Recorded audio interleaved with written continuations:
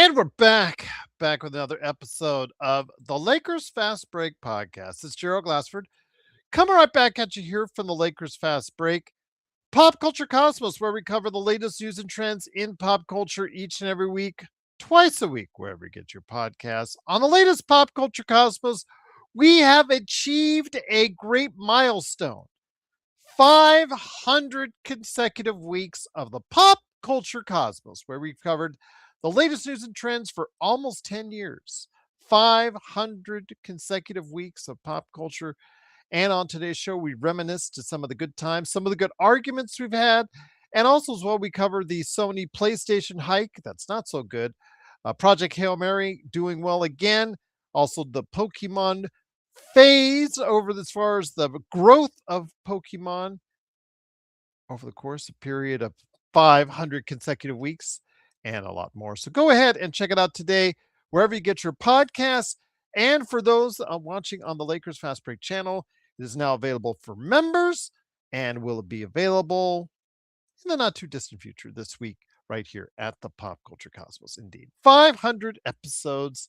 And just to let you know, you can thank the Pop Culture Cosmos for creating the Lakers Fast Break. It was my love for basketball that I incorporated on the Cosmos that gave me the impetus to go ahead and start my own channel for the Lakers Fast Break. So, wishing continued success to Josh, TJ, myself, and the entire radio stations that cover and carry the Pop Culture Cosmos. So, hoping we'll get another 500 consecutive weeks as is, if not more. So we'll see what happens. It's all up to you guys out there. If you keep on enjoying it, we'll keep on doing it right there in the Cosmos indeed. But also as well, want to go ahead and mention my man Drip Show at Drip Show Shop on Instagram, TikTok, YouTube, and Twitter.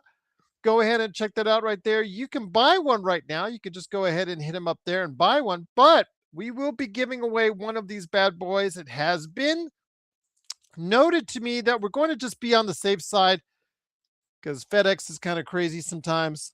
We're just going to go ahead and make it continental United States. I know that's not exactly the thing that my Australian and European friends want to hear, but the skate deck can be yours. We're going to be running as far as a contest. You to enter it though, all you have to do, couple things, just enter, be on social media, go ahead and follow at Drip Show Shop on any one of his accounts: YouTube, TikTok, Twitter, Facebook, Instagram, wherever you can find Drip Show Shop.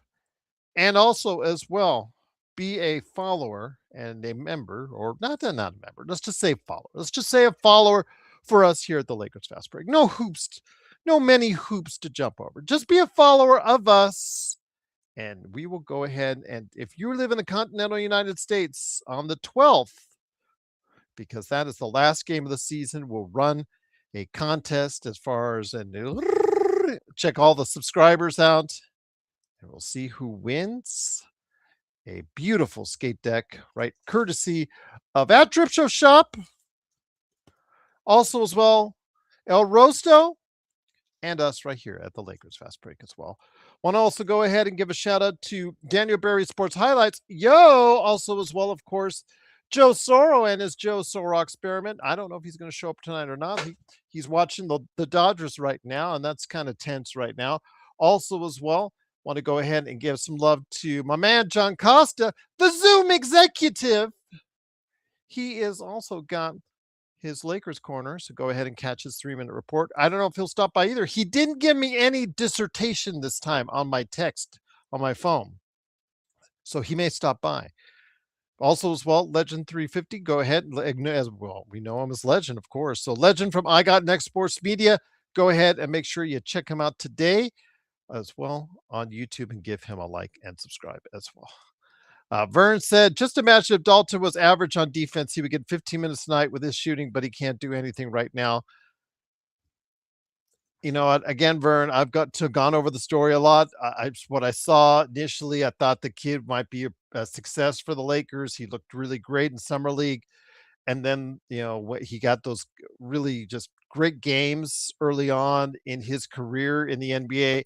But then the cracks started happening, and just the fact that his defense is just that bad, his Matador defense is just that poor. And if it's something he doesn't fix, he'll be out of the league within the next 3 or 4 years.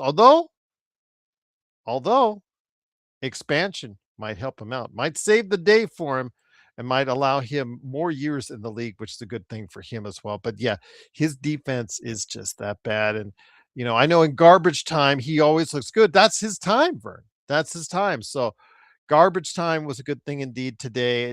Wish I had a little bit more of it. Would have been nice not to see LeBron or Austin Reeves in the fourth quarter. Lakers got, I was irritated about the end of the first quarter. Washington had a 1 point lead. I think on the level of mad, I was irritated. I said, Lakers at some point, just like in the past couple games, had to go ahead and flip that switch on. And they did. They did for 1 quarter. And what a quarter it was. In the second quarter, they just finally dusted off the Washington Lizards, I'll say, as Span McMahon would say. Washington Wizards with a 40-18 run, finally connected on all cylinders, looked really good in that quarter, and then pretty much coasted their way through to a 120-101 victory. At this point, the win's the win. Cleveland, which did win in Utah right around the time the Lakers were playing as well, they've got to fly over here, so they'll meet up with the Lakers tomorrow night at the Crypt. So looking forward to that. But LeBron James, solid game from him. 8 out of 16 from the field, 21 points, 10 rebounds, 12 assists for the triple double. He did a lot share of the ball handling because no Luka with the suspension out tonight. And then the defense was okay, not too bad in the space as far as Marcus Smart not being there. Now, mind you, it's the Wizards, and at times, in the matter of, well, actually, I'll give you an example. Within a span of a minute, I think they bricked, and I'm talking about not hit the rim, but hit the side of the backboard, not once, but twice on 2 3-pointers attempts. So, yeah, that's the Wizards for you at this point in time. But Austin Reeves also chipped in with 19. Even though he didn't shoot well from the field, he did get to the line 12 times, made 11 of that. Luke Kennard, 7 to 10 shooting, 4 or 5 from 3, 19 points. Hopefully that will get him started. 19 points for Jackson Hayes. They had between him and DeAndre Ayton, who had 12 points and 7 rebounds, Jackson Hayes 19-7. They had that every single time down the floor, guys.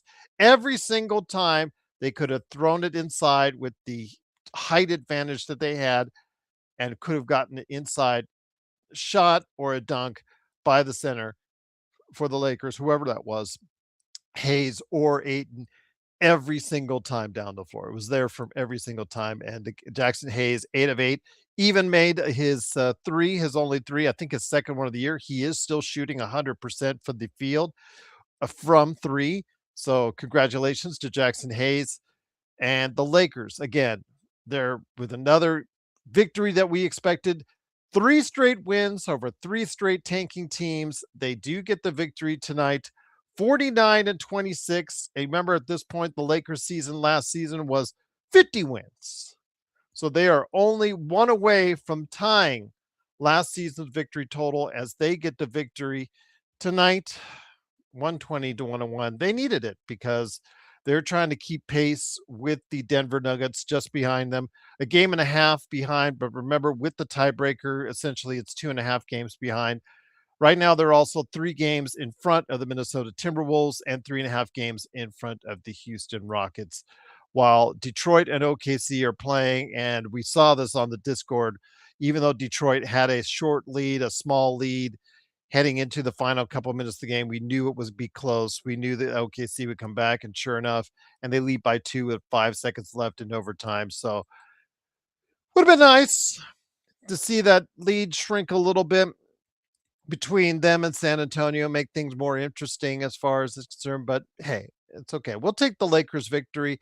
3 tankers in a row, 3 wins in a row for the Los Angeles Lakers. How are you guys feeling out there? Want to hear your thoughts in the chat. Vern says Jackson Hayes rebounding has been really good the last, but yeah, he's been playing a lot better. Obviously, there's some incentive for him as well. Rui Hashimura has looked a little bit steadier in recent games since he's come back from his injury. He has looked pretty good himself as far as what he brought to the table so far. Looked pretty smooth in doing so. Yeah, again, the Lakers, this was pretty much a tune-up game for what's up ahead because they've got Cleveland on Tuesday and they have to travel to Oklahoma City on Thursday. So we'll see what happens. But again, Rui had also 14 points, 6 of 10 from the field, 1 of 3 from three, 6 rebounds as well. Just a really solid effort from the team. Again, once they realized who they were playing, especially in that second quarter, they were able to turn it up and turn it on and get out of town for that Washington team. We'll go ahead and just an easy victory for the Lakers. It would have been nicer if they gotten to 25, 30 points a little sooner. But hey, they were able to give LeBron and Austin Reeves some rest, and then they've got a tired Cleveland team coming tomorrow night. So hopefully we get the win in Cleveland against Cleveland, excuse me, at home at the Crypt, and then followed up with a win on Thursday against OKC. JSJ says, when do we win the clinch the playoffs? I believe Scenario said the Lakers could have clinched the playoffs today, but I'm not sure if all the other parameters have been filled. So as of now, ESPN is still posting that even though with the 49 wins, Lakers do not have a spot clinched.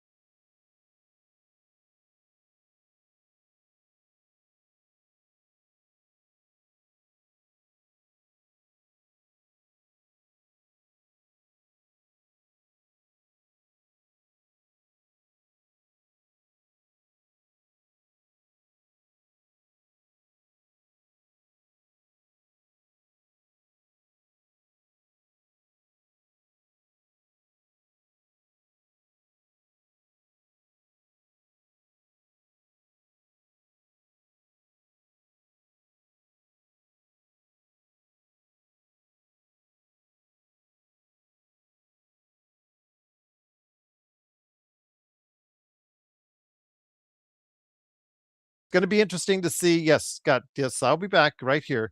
So right here doing the show. So yes, it is of course Gerald Glassford. Thanks again for watching this. We truly appreciate it. Joe, 2 words for you. Shut up, Joe. It's always great to have you here. It is of course Gerald Glassford. Thanks so much again for watching, listening. Truly appreciate you doing so. Again, no, I don't have a copy as far as excerpt, but again, the Western Conference, 9 out of the 10 teams, the top 9 teams in the Western Conference, all have winning streaks at the present time. OKC just beat Detroit in an overtime. So yes, that's it indeed. So yes, El Rosto, sorry, 4-1. Yes, yeah, 4-1 for Joe. Joe, watch your Dodgers. Go watch your Dodgers. Go watch the Dodgers. Yes, absolutely. Go Dodger Blue. Yes, there you go. Yes, yes. Go run away, little boy. Yes, run away, little boy. Yes, there you go. Indeed, it is of course Gerald Glassford. Thanks again for watching, listening. Truly appreciate you doing so. Again, the Lakers do win 120-101. Truly appreciate you joining us for that. What's going on with the Lakers? If you get a chance to go ahead and check out our thoughts, Caleb Ponce and I, we did a NBA observations where we talked about the MVP voting. And wouldn't you know, before the game, JJ Redick dropped his almost obligatory words that he had to go ahead and drop in favor of Luka Doncic to say that Luka Doncic should be the MVP of the league based on what he did in the first third of the season and in the last third of the season. So I want to hear you guys' thoughts on that. Obviously, we're as Lakers fans, we're really biased on that, but I'll tell you what, he's had a sensational season. He's helped the Lakers get into a record that looks like it's going to be better than last season. He's leading the league in scoring, 33, 9 and 9. Great numbers for him. Do you guys think he should be MVP out there? I know many of you do out there, so I can't say I blame you. But JJ pining for Luka Doncic for MVP on a day that he was off, mind you. But we will see what happens because Luka is going to come back fresh on Tuesday, facing off against the Cleveland Cavaliers. Yes, strip show. Yes, I called Joe a little boy. Yes, tell the little boy to go run away and start, worrying about what's going on at Chavez Ravine right now. Vern said like that should fire up the Lakers. Yes, but again, it is of course. So imagine if someone cared about the South Bay Lakers. You know what? South Bay Lakers, I guess they're one of well, they have the best record in the G League if anyone cares out there.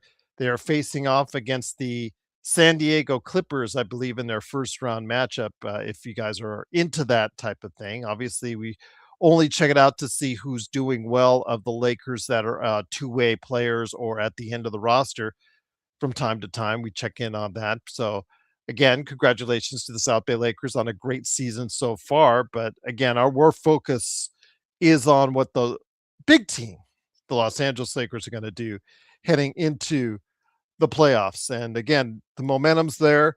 Just can they hold off? Can they hold off the Denver Nuggets in the Western Conference? We'll have to wait and see. But again, it's Gerald Glassford. Thanks so much again for joining us. Easy victory for the Lakers as expected, 120 to 101.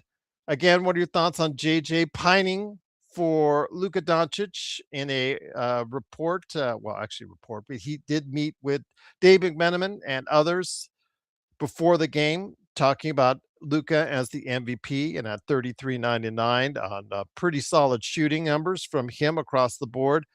He definitely deserves and warrants strong consideration on that. So, can he get there? Because again, according to JJ, he had the best first third and the best last third of the season. Xbox says we should give Bronny the max. Xbox, go to your nearest drug testing center and give a sample because you may be on something that you may regret right now when you said that. I'm just kidding, my friend. Hopefully, all is well with you, my friend, down under. Again, Lakers have won 17 NBA titles. Oh, really? That's great, Joe. Thanks you for sharing the knowledge that we already had. So yes, thank you for wasting our time once again. Run away, little boy. Run away, or get on the show. Think another what you're doing. So again, it is of course Gerald Glassford. Thanks again for watching, listening. Truly appreciate you joining us. The Lakers have won 120 to 101. Truly appreciate you stopping on by. It's Gerald Glassford. Cannot thank you enough for doing so. I'm not sure if John Costa will be here. He has not messaged me. So we'll look forward to getting him back on the show. And then, of course, hopefully Legend will stop by as well. But again, the Lakers right now heading towards the important part of the week here with Cleveland tomorrow. Cleveland flying over from Utah. They're probably getting on a plane here very shortly and heading on down here soon. So it'll be interesting to see if a tired Cleveland team will still match up well with the Lakers tomorrow night right here at the Crypt. So we'll have to wait and see on that one. But again, that's going to be a good matchup for the Lakers and a good test. Heading out after that on Thursday at Oklahoma City. They play Oklahoma City twice in the coming days. Do you think we can get a split from them? Or are you looking for more? Are you looking to get greedy when it comes to OKC and say we're going to take two? I'm saying split. So I'm saying split. So indeed. So again, it is of course Gerald Glassford. Thanks again for. I want to hear your thoughts, man. I want to hear your thoughts. If you think we're going to get a split on what's going on with the Lakers, right there for you. So indeed, great to have you here. Looking forward to bringing you back on again. Yep. All right. Always great to have you. Thank you again. Truly appreciate you doing so. So yep. Again. Oh, Joe, did you say something? I don't know what happened, man. Something must have happened to you. So again, great to have you here. So looking forward to hearing your thoughts. Broading is a top 5 bench player. Drip Show. Please send yourself to the nearest drug testing facility alongside Mark, aka Xbox, and if it does come up positive in several different categories, you may want to, for the good of your family, maybe get off of what that harsh paraphernalia might be. No, I'm just kidding you, Drip. Nothing but love, my friend. Um, Johnny 2K6 going to depend how the refs let the Lakers defend SGA. That's the key in every series. SGA, again, whether you say he manipulates or foul merchant or whatever you guys want to say about it, he does get a lot of contact and gets a lot of calls for him. How many free throws will he be allotted in a series? If it's under 10, obviously that gives the Lakers a better chance. If it's over 10, that's what he feasts on. So we'll have to wait and see how that appears itself. So Vern said if we go 2-1 with Cleveland, OKC twice, I would be happy. But if we go 3-0, we would definitely send a big message. Yes, absolutely correct, Vern, because OKC really can't rest players now because they're still only 2 games in front of San Antonio right now in the Western Conference. So, and they don't have the tiebreaker against San Antonio. So, that's going to be very interesting to see. JSJ says, didn't think we would have back to back 50-win seasons. No, I don't think many of us were thinking that, JSJ. Again, you go back to our prognostications from the entire crew that was there, and you'll see that there was, out of like 12, 13, 14 of us, most of us were in the 4 through 6 range, which would put the Lakers around 46, 47, 48 wins on the season. So again, they're exceeding out most of our expectations, and we're glad. We're really glad for that, and I'm really happy that it's the case. The guys coming together and coalescing, the big three coalescing, is got to be a key to the season turning around. Obviously, getting that 9-game winning streak really has boosted the confidence for the team. And as I said before on many occasions, that if the Lakers play closer to what we saw in that 9-game winning streak, they have a puncher's chance against anyone. It's OKC, San Antonio, what have you. But Vern called it right again. What are they going to call and not call in the playoffs against a guy like SGA? But remember, it works both ways because Luka Doncic and Austin Reeves, that's a great part of their game as well. So if they don't call as much on SGA, will they do the same again, for Jokic and Austin Reeves, excuse me, Luka Doncic and Austin Reeves, and not call a lot of their stuff as well. So it's we'll have to wait and see how this lays itself out as far as that part of the game is concerned. But if the Lakers can go in there in a potential Western Conference Finals matchup against OKC and come in with a lot of momentum, I definitely think that they do have a puncher's chance against OKC. El Rosta said, I thought 51, but about midway through, I thought, well, I was wrong. I couldn't see it change more. El Rosta, I think a lot of us were wrong. I think a lot of when they hit rock bottom and they fell to 6th place, and they were only about a game in front of Phoenix, if I remember correctly. Things looked bleak, El Rosto, and no one, everybody out there felt the same way you did. We were all frustrated. We were all angry with what we saw. The team was not cohesive. The big three were just not.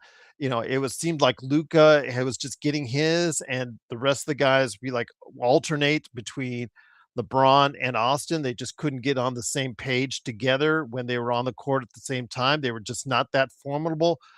Their defensive lack of prowess was really just something that was present and something was noticeable. Again, JJ, you got to have to give credit to him. You're going to have to give credit to him for turning this forward, to turning a poor direction and turning it around into a good direction indeed. So, again, it is Gerald Glasser. Thanks again for watching, listening. Yep.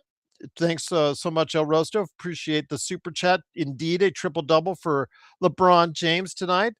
Again, as the Lakers finally dusted off the Washington Wizards, finally pulling up and staying out in front by 20 plus for enough time to get Austin Reeves and LeBron off the floor. They did play more minutes than I would have liked them to play. LeBron, not much of a break, 33 minutes tonight. Austin Reeves only got 27, so maybe that really helps. That really helps a lot. So, uh, yes, Joe, $10. It was greatly appreciated and very much respected here at the Lakers Fast Break. So, cannot thank you enough for doing so, Rosto. Vern said in these playoffs, I would love for the LeBron to play in the post a lot more with the game slowing down. That is a dynamic I was always hoping he would use more with the Lakers, Vern, to be quite honest with you, because he always has in these switching defenses, he always seems to have smaller guys on him. So I wish he would utilize that more in his arsenal. But then he falls in love with the turnaround fadeaway. That's not the part of the game in the when he's backing people down that I like to see. I like it when he backs people down and then spins and goes to the basket. I think he's more successful on that. So maybe they will utilize that more if they see advantages within the defense on that. So I'm hoping that'll be the case. But because LeBron looks good, I got to play a lot with his son tonight. Bronny, do have to go ahead and make sure we have the standard quote for Bronny. 6 points, a sparkling 2 of 10 from the field, 5 from 3.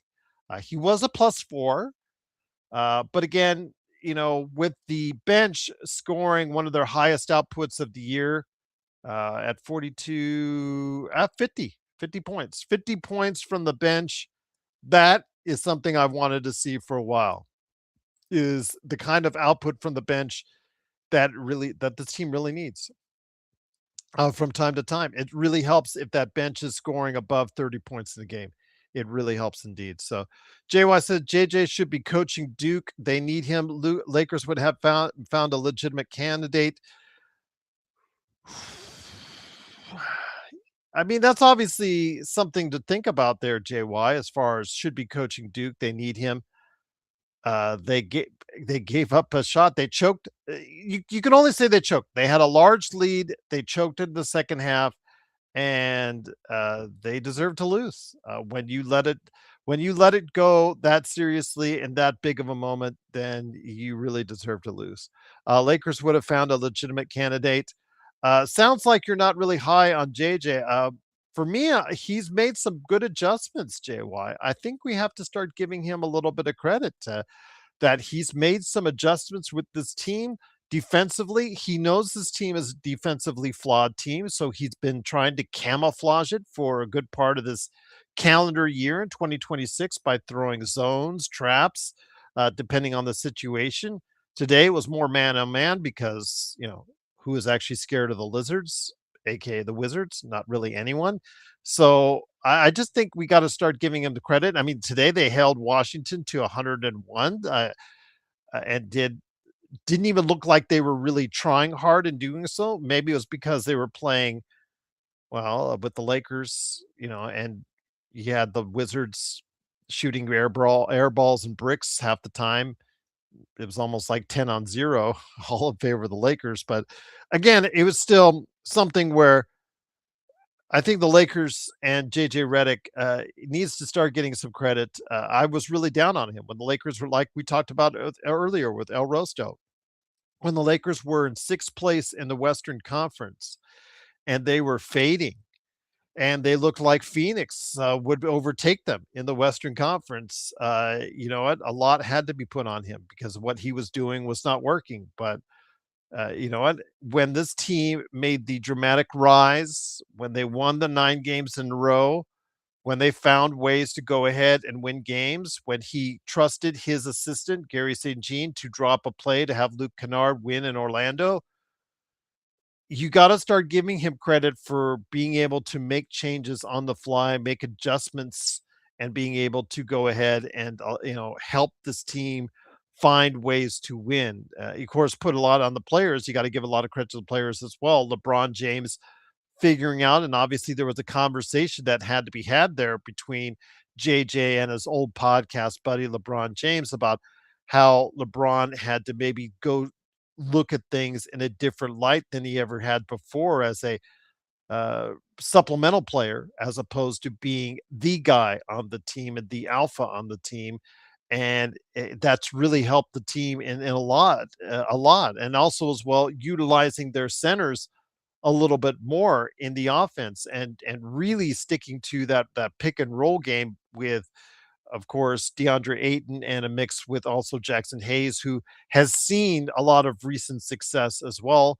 And of course, trying to find room for Rui and Luke to be able to hit their shots and be able to draw the defense out, which will hopefully allow the space necessary for Luka to go ahead and drive in the lane, get easy buckets or get fouled. And same thing with Austin and LeBron as well. That's my hope. That's my hope indeed. So, um, do I want to throw down Broiler? Oh my gosh.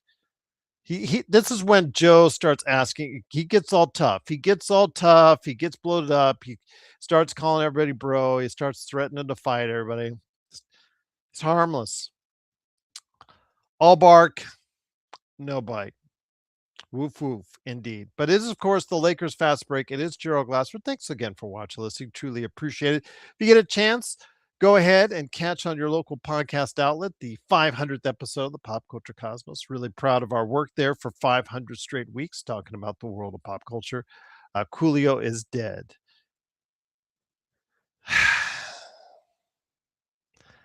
Yes. And you wonder why the chat is what the chat is with the stuff right here. Oh, You're Xbox. Awesome. Xbox, you are awesome indeed, my friend. You do not need to go drug testing because you are a member now. Again, much appreciated for being a member for 19 months. He said this was the perfect game to have Luka rest. Absolutely cannot thank you enough for that, my friend. It is just truly great to have you a part of what we're doing here at the Lakers Fast Break. So no need to go ahead to go drug testing for the Brawny comment. There you go. But I knew you were kidding. I knew you were kidding. But Johnny 2K6, great to have you back, my friend. Haven't seen you in a while. Hopefully all is well with you. Seen a lot of new faces come around. That happens sometimes as the Lakers get on a win streak or get close to the playoffs. Things are starting to look good. Get to see some old faces again. It's great. I love it. So again, saw CJ earlier. It was great to have him on Discord. Yeah, absolutely. Cannot thank everyone for being a part, whether you're new, returning, or an old viewer. Just cannot thank you enough for stopping by. Who's that? Vern said LeBron is finally accepting that for us to be at our best, he has to be the third option. Whatever you want to say, Vern, a third option, or just, if he's feeling it, being the second option behind Luca.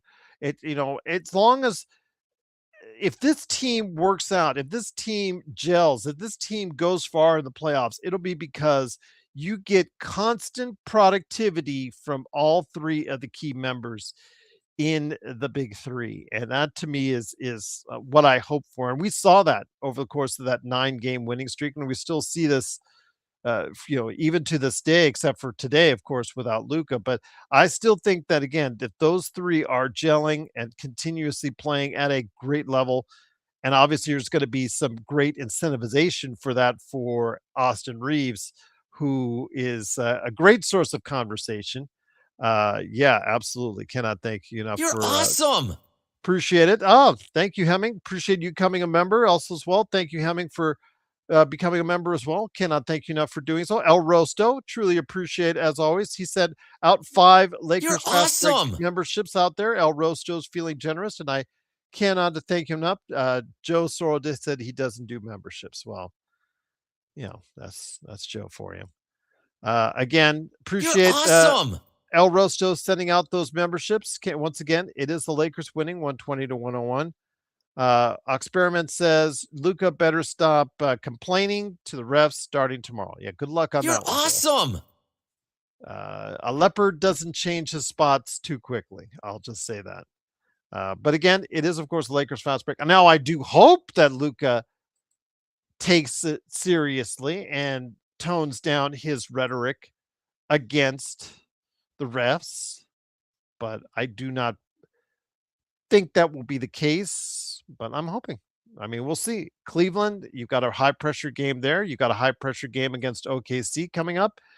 You got Luca going back to Dallas on Easter Sunday. And then you've got Oklahoma City at home next week. So some high pressure games in the near future. We'll see if he changes his tune. He now has two technicals before he gets suspended again. So we'll wait and see if he, puts them in the holster or he goes ahead and utilizes them. And if that's the case, that's not good news for Lakers because he'll be sitting out once again. Vern says Luka doesn't need any more technical fouls. Yeah, he doesn't. Absolutely, he doesn't. But again, he just gets in it with people. He just gets in with fellow players. He gets in it with people, the fans. He gets in it against the bench on the other side. He gets into it with the refs. He just can't seem to stop chirping. And that's something that, as we said, when he got traded here, one of the highest level scorers in the game, one of the best players on the planet.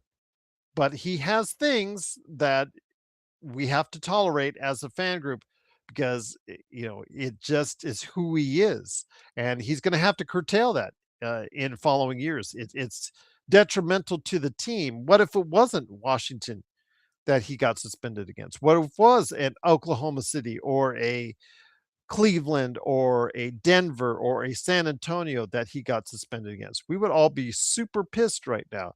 And if he does that and he gets the amount of T's, technicals allotted to him in the playoffs, and he starts doing that in the playoffs, and he gets to the point where he's suspended for a playoff game, that's going to make us livid. I know that absolutely, and I can't.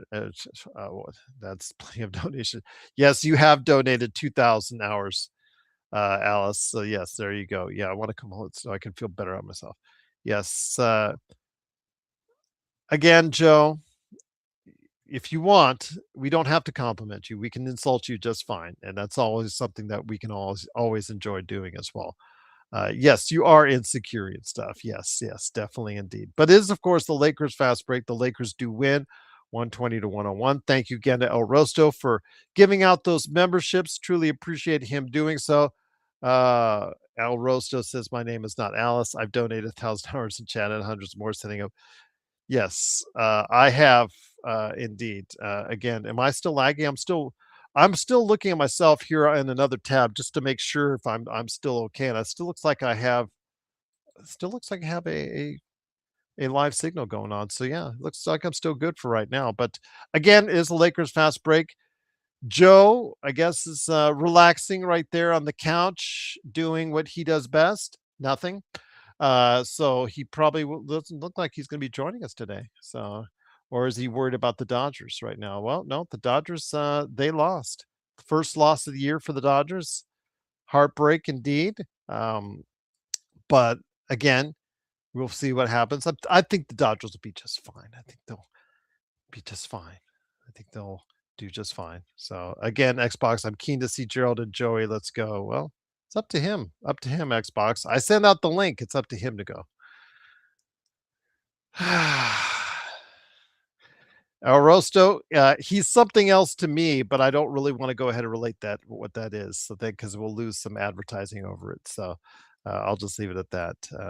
They would have won if they scored more runs. Oh, that's just so deep, Joe.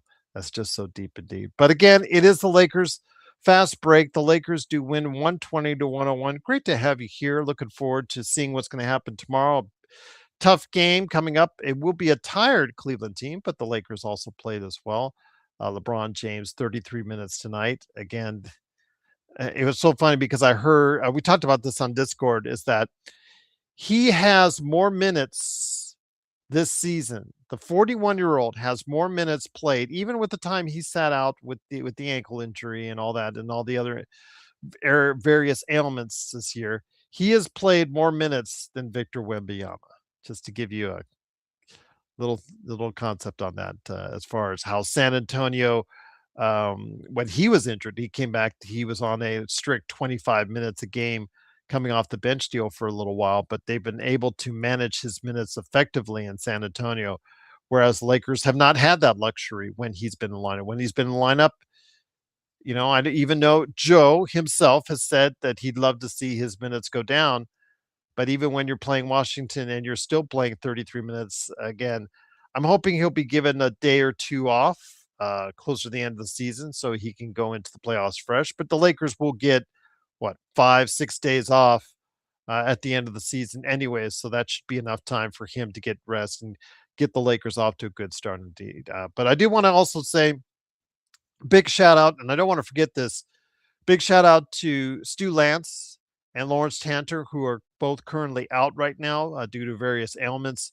Lawrence Tanter, the longtime public address announcer for the Crypt, and then all the way back to the Forum for the Lakers, and then also as well Stu Lance, longtime uh, analyst for the Lakers, who has been there since the days of Chick Hearn, alongside Chick Hearn, and even today with McDonald right there. So yeah, big shout out to those two. Hope those two will feel better and get back soon. So yeah, that's indeed. But again, it is the Lakers fast break. It is, of course, Gerald Glasser. Thanks so much again for watching this thing. I love how the fact that they just seem to not worry about anything that went on in the game. They just seem to go ahead and insult each other in our chat. It's just amazing skill. But come on, Mark. You know that he's only talking like that because he's safe in his house with his blankie. Joe. Little boy you are. Gosh. Hey Ox, can you simulcast your channel at the same time you're on LFB to get hours? I pop up a window for you if you're all doing it together, but casting it to your stream. That's up to him. Again, I know he needs 4,000 watch hours and 1,000 subscribers in order to go ahead and get monetized. That's the old deal on YouTube. So I don't know if he's achieved either. Only he knows that as far as on the number of hours he has achieved on watch hours. And then, of course, he needs 1,000 subscribers. So go ahead and hop on over when you get a chance and subscribe today to the Joe Soro Experiment. I'm always plugging for you, Joe, despite our differences, many that they are. I'm always plugging for you and plugging for your good work that you do on that channel. And, of course, I do hear and see you every time you pop on over there for 2-3 hours when you get a chance to go ahead and catch up the family out there and catch up the fans out there and followers on what you're doing as far as the Dodgers, of course, the NFL with the Steelers, and also as well what's going on with the Lakers as well. Whose blanky comment was that for? Hey Ox, can you? So again, it is of course the Lakers fast break. I guess we will not have John on tonight. Does not look like it. He did not send me a message either, so that's kind of out of norm for him. Maybe because he's now Mr. Zoom executive. Maybe he's too good for us here at the Lakers fast break. We'll have to wait and see. But he does have his Lakers Corner 3-minute reports. So go ahead and make sure you like and catch that here covering the game. And then, of course, my man Legend. Legend is 1:00 in the morning there. So the weekdays, it's tough for him to go ahead. I know he's a teacher on the side as well. So you got to go ahead and teach those students, and he needs some sleep in order to do so. So yeah, I can't blame him a bit for not being able to stop by. So again, John is turning to my. Oh well, speaking of which, well. Gerald, I was just talking about how Mr. Zoom executive you would not be on tonight, but to go ahead and check out Lakers Corner anyways with your 3-minute report. But yes. Mr. I'm posting it right now as we speak. What's up? What's up, Gerald? Mr. Zoom executive? Congratulations again. There you go. He is all over Indeed. Okay, you know what Indeed is now standing for? Indeed, it is John getting a promotion and now promoting the fact he's now an executive with Zoom. Come on, man. Come on, man. What's up, man? Thank you. There you go. See, you don't have to tell them what type of executive. You could just tell the people the truth and just say you're an executive with Zoom. I'm just an account executive, man. So no. Don't put the account in there. No. First thing I gotta tell you, don't put the account. Just say executive. Just say I'm an executive Zoom. That it just sounds so much better, my friend. There you go. I'm gonna just say I'm an executive. But Indeed, what's up, guys? It's good to be here. Great to have you here, my friend. We can all pick on Joe in the chat together. So. What's going on? Where's my boy Joe? What's up with Joe? What's up, Joe? He's Where hiding. you at, brother? He's hiding. He's in crying now. But he's curling up to his blankie because the Dodgers lost today. So. The Dodgers lost, but the Lakers won, Joe. Yeah. You should be happy. He's like melancholy. So there you go. It's like halfway happy, halfway sad. I'm a Dodgers fan too, but again, he is tried true blue and blue, and he is blue because the Dodgers lost today. But again, they're 3-1. I think they'll be okay. I think they'll be just fine. But the Lakers today turned it up in that second quarter. I was irritated at the end of that first quarter, and the Lakers were down by one. Absolutely irritating. Way to start off the game. This team should have been put away in the first few minutes. If you watch the Washington Wizards right now, they're just bad. They don't play any team offense. They just do one-on-ones. They just basically just try to shoot from the hip all the time. They miss badly on quite a few of their shots. It is a really bad team. So I'm glad that finally the Lakers decided to go ahead and put it out all in that second quarter. Third quarter, again, old habits die hard, and they tried hard to let the Washington Wizards get back to a point where they felt some confidence. But finally, the Lakers decided to dust them off halfway through the fourth quarter. LeBron playing 33 minutes, getting the triple double. I did note to the audience that he now has played many more minutes than Victor Wembanyama, to give you an idea of how many minutes he played at 41 years old. They want to put that guy over Luka Doncic for MVP. God damn, man, that's crazy. There you go. But again, wait, hold on, Joe. I am not turning into Vari. I am not going anywhere. But no disrespect to Vari, because Vari's a legend. But Joe, I'm not going anywhere. I'm here, and I'm here to stay, brother. And you know that.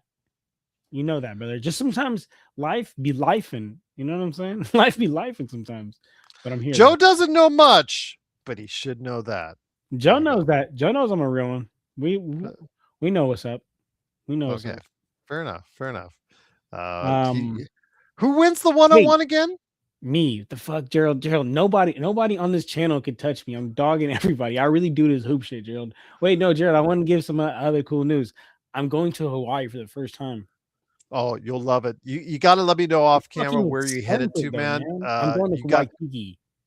Oh, you're going to Waikiki Beach? Yeah. Oh, I love that. It's expensive as fuck, though, man. Yes. Welcome to Hawaii. Yeah, well, it's my first time. Been there 4 times. It's my first time ever going, and I'm the one funding the trip for the first time. Would have been cool to go as a kid. It's because I've been there 4 times in the past I'd say 15 years, and it's so wonderful to go out there. I talked to Michael Heinrich, who lives out there in Hawaii, but he'll tell you the high cost of living. I love going there, but you see, it's unless you're prepared for it, it comes at a shock. So you need to prepare yourself, because everything out there, food, expenses, everything out there is quite a bit more expensive. But man, you go there, if you're not worried about the cash, you're not worried about spending on that, keep it at a budget. You just go and relax, man. It's just so wonderful out there. Yeah. No, I mean, I'm just really just going. I mean, it's definitely an expensive trip, but I'm just really going because I want my daughter to have good memories. So, and I literally never got to go to Hawaii as a kid, so I want my daughter to go a couple times. She's 5 before I ever did went. she ask you to go if she could go to the Disney?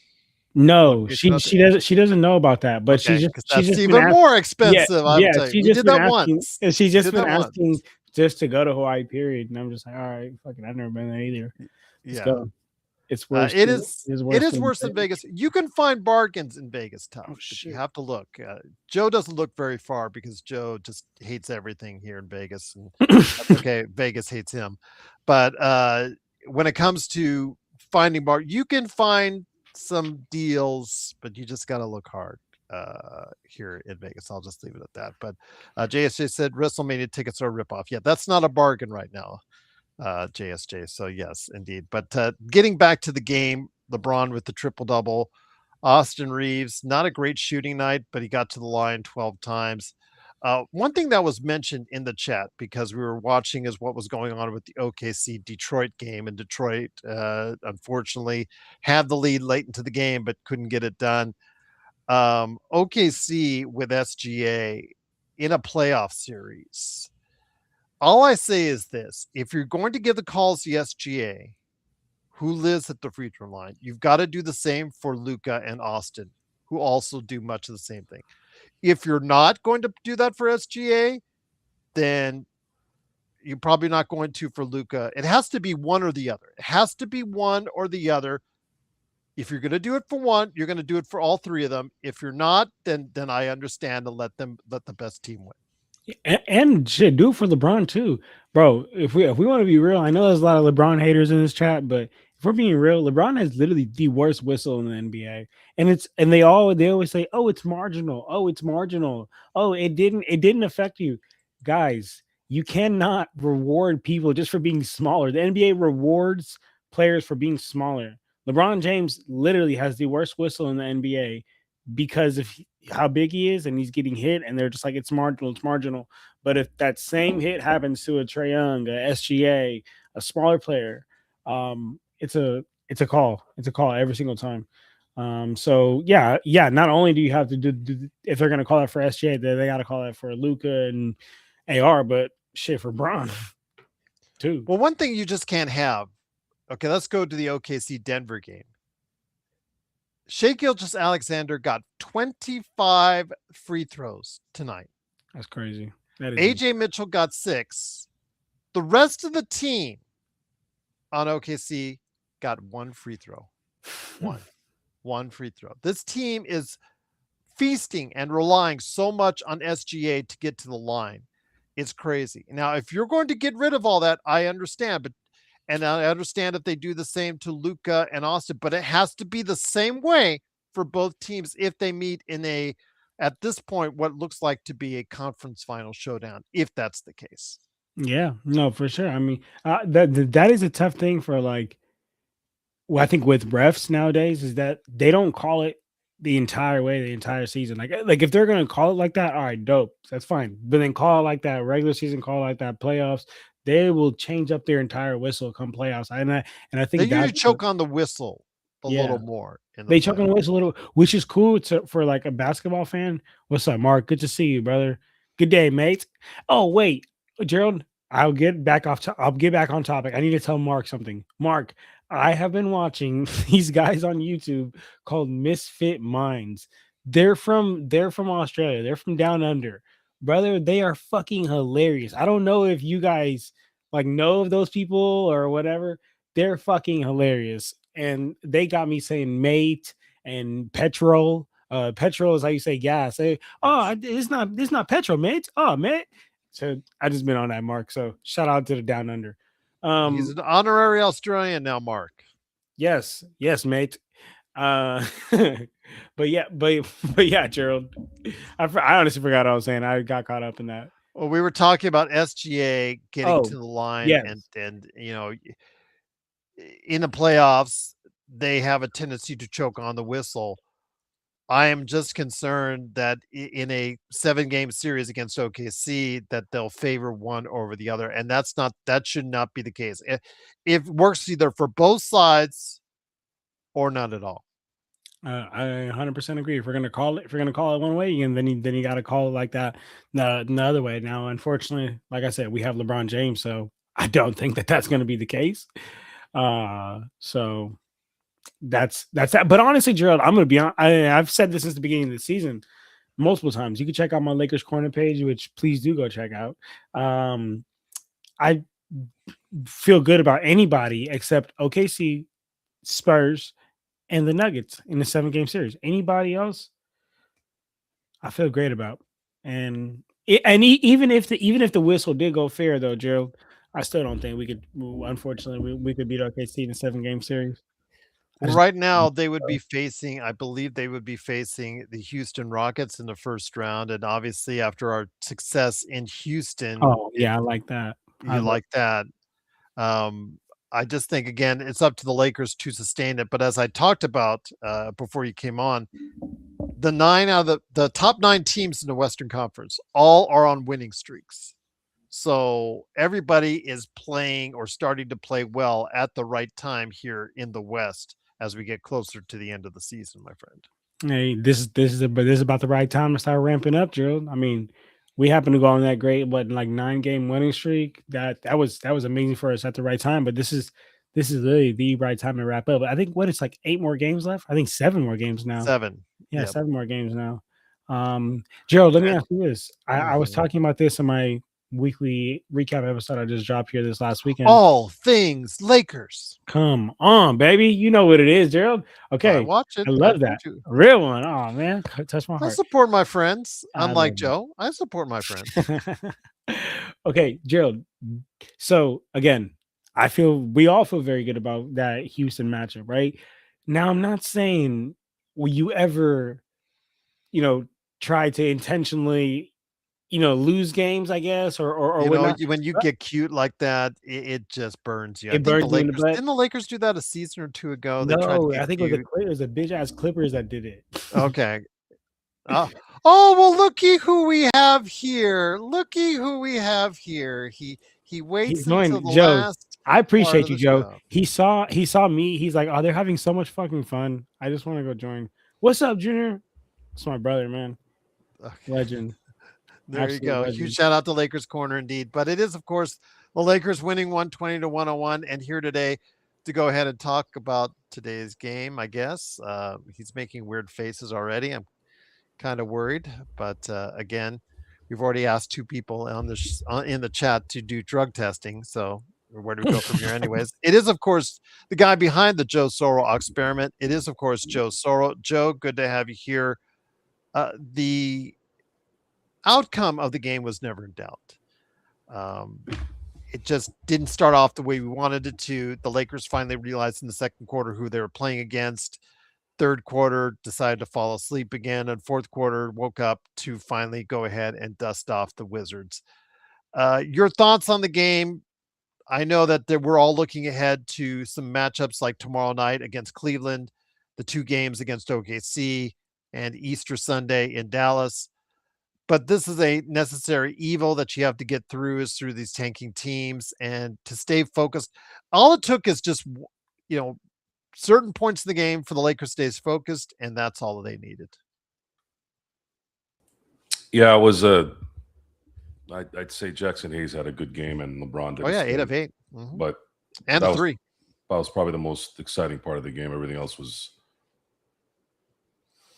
just not fun at all. It was it's embarrassing that the NBA has a team like the Washington Wizards in it that that watched a non NBA player play a lot of minutes and still do nothing, and you still lose by 19. I can't even register how an ownership or a general manager or coach would allow that. Like justifies a player being out there like that. Or I are you talking can't. about You not have attacking him? for a good amount of time. You had Vando and Bronny on the same court. Yep. Vando has -1 basketball IQ. He has maybe a 2 in terms of just overall identifying of anything on the basketball court. And then you have Bronny James, who's just Just not at the level of just everyone else. not in any realm going to be anywhere near an NBA player. And you still get your ass whooped by that. That I don't even know what I would have done. I really don't. You know what that I tells probably you, would have bro? fired everybody. Honest You to know, God. you know what that tells you? I was telling my brother, we were watching the game together. This team has no continuity. This team looks like you just like got some good basketball players at 24-hour fitness in the gym. You were just like, hey, come play together. I don't give a shit what you're doing. Okay? I don't care what you're doing. When you see something like that, this goes much deeper than basketball, NBA, and whatever. It's just this is what a loser mentality, the acceptance of the losing. This is what it is. I've been watching a lot of older games. I happened to finally catch the 30 for 30 about the Mets, the Mets of '87, and how they were all a bunch of renegades and crazy people on that team, right? And it's funny how a lot of the stuff that happened during that time, minus the hedonism of what they did, obviously that's not anywhere how let's say the Dodgers operate, but the way people spoke, the way people identified with things, the way things play out, you'll notice they're not that different. And we're talking about 40 years ago. See, that's the problem with society is a lot of times people assume that things just started now when it's human beings. Human beings have been the same since the beginning of time. It's just technology has changed. So the ability to accept losing, when you look at the NBA in the past, let's say the 70s when the numbers were tape delayed and just really bad, they were blaming it on social issues, right? Because that's the easy grab of the moron that's going to go read that garbage, right? When in fact you start listening to what certain players say in baseball or in basketball, let's say, and they're like, oh, well, they're just there for the check. And that plays a part in all this, right? If you're not going to care as an organization, especially in a moment where you are playing with guys that have no business really being in the NBA, and I know that Washington has a lot of that too, but I don't know. I saw some talent on there if they actually gave a damn, but they don't have the heart. They don't have the heart. They may have the talent, but they don't have the heart. But I couldn't. The story of today is how does the Washington Wizards allow themselves to get beat by players that weren't even playing well? Joe, they're just fucking hooping. They don't even know what they were doing. They were just attacking the matchup, taking what they The question is always why, Joe? Why? I always hear the why. How come anybody doesn't say, what does that mean? Where did that come from? It's always why. Do I really have to explain why at this point? I'm 48. I'm not going to just randomly not like something because I have a feeling for it. No, there's a focus of it. That's why everything is lame. Everything is shitty. And it was probably shitty back then too. So the point is, when you get older, I think you start to realize that more and more because you start I mean, I'd like to think I'm a lot smarter than I was 5 years ago, 10 years ago, 15 years ago. I think my finances and the way I conduct communication, I think that's better. The way I run numbers, the way I go to the store. I mean, I'm more efficient. Like, isn't that how you're supposed to be instead of being worse? I mean, it just doesn't make any sense to me, but I'm amazed at how mediocre people love to be. But then again, I've always talked about this. People who shop at Walmart. I mean, really? What's wrong with is that what your life is? Is that what it comes down to? Because it sets a precedent. You know, Bruce Lee said once, he goes, don't ever insult yourself, even as a joke, because your body doesn't know the difference. It doesn't know the difference if you do that. So you've never got no good furniture at Walmart? Furniture? What are you, nuts? You've never got like a nice little No. I've had to go to. I'll tell you when I've had to go to Walmart. I've had to go to Walmart when this one particular snack was only there. What snack was it, Joe? It was one of these, I don't know, these pretzel snacks that. I get my chocolate milk from there, but that's all I go and get. That's what I'm saying is there's because these assholes all play together. Everybody, no one knows that, by the way. Well, they're the only ones that have it. What's at Home Depot is at Lowe's. What's at Lowe's is at Home Depot. Once in a while, they'll cross. Yeah. But more often than not, I got to go to one over the other. Well, actually, I found another place. Well, I do Costco. I do Smith's. Harbor Freight. Have you heard of Harbor Freight? I put in a dash of Walmart because I have to get one or two things there, and that's it. Just Harbor Freight is okay. Harbor Freight is great. It's okay, but their stuff sucks. Great prices though. They don't have as much. I don't give a fuck about prices if the quality is good. Where's that? Sure. John? Well, I mean, there's a couple Harbor Freights out here in the Bay. Harbor Freight. Okay. Yeah, Harbor Freight. They got a couple in the Bay. Yeah, they don't have a lot of stuff, but they got great prices. Point of the story is you set the stage when you look for shit product because of price. I'm not saying you should go buy expensive stuff, but your everyday stuff. If your mentality is save, you know, I'd say I would be 100% on this. 90% of the people that play cheap are either unhappy or broke, or both. I'm telling you, I bet you if they did a study, the most frugal people that I know around me, and again, some of these guys are my friends. I always call them out on it too. I'm like, if you say one thing about a hotel stay that we're going to go at, I'm going to fucking kick your ass right there in front of the freaking front office. I don't want to hear one word about money. You either come or you either come and shut the fuck up or don't come. I'm not going to hear this. Oh, I got to go. No, I made that very clear. Like 10 years ago, I said, we're not 12 years old anymore where we're getting paid $5 a week in an allowance. Okay. We're grown ass men. If you can't fly to Vegas, if you can't fly somewhere where we can hang out, I got to hear about your fucking money problems. Do better then. Do better. Stop being a bitch. So you would cover your homie? Your homie's like, Joe, come on, bro. Cover. You got me? the problem is I would cover him.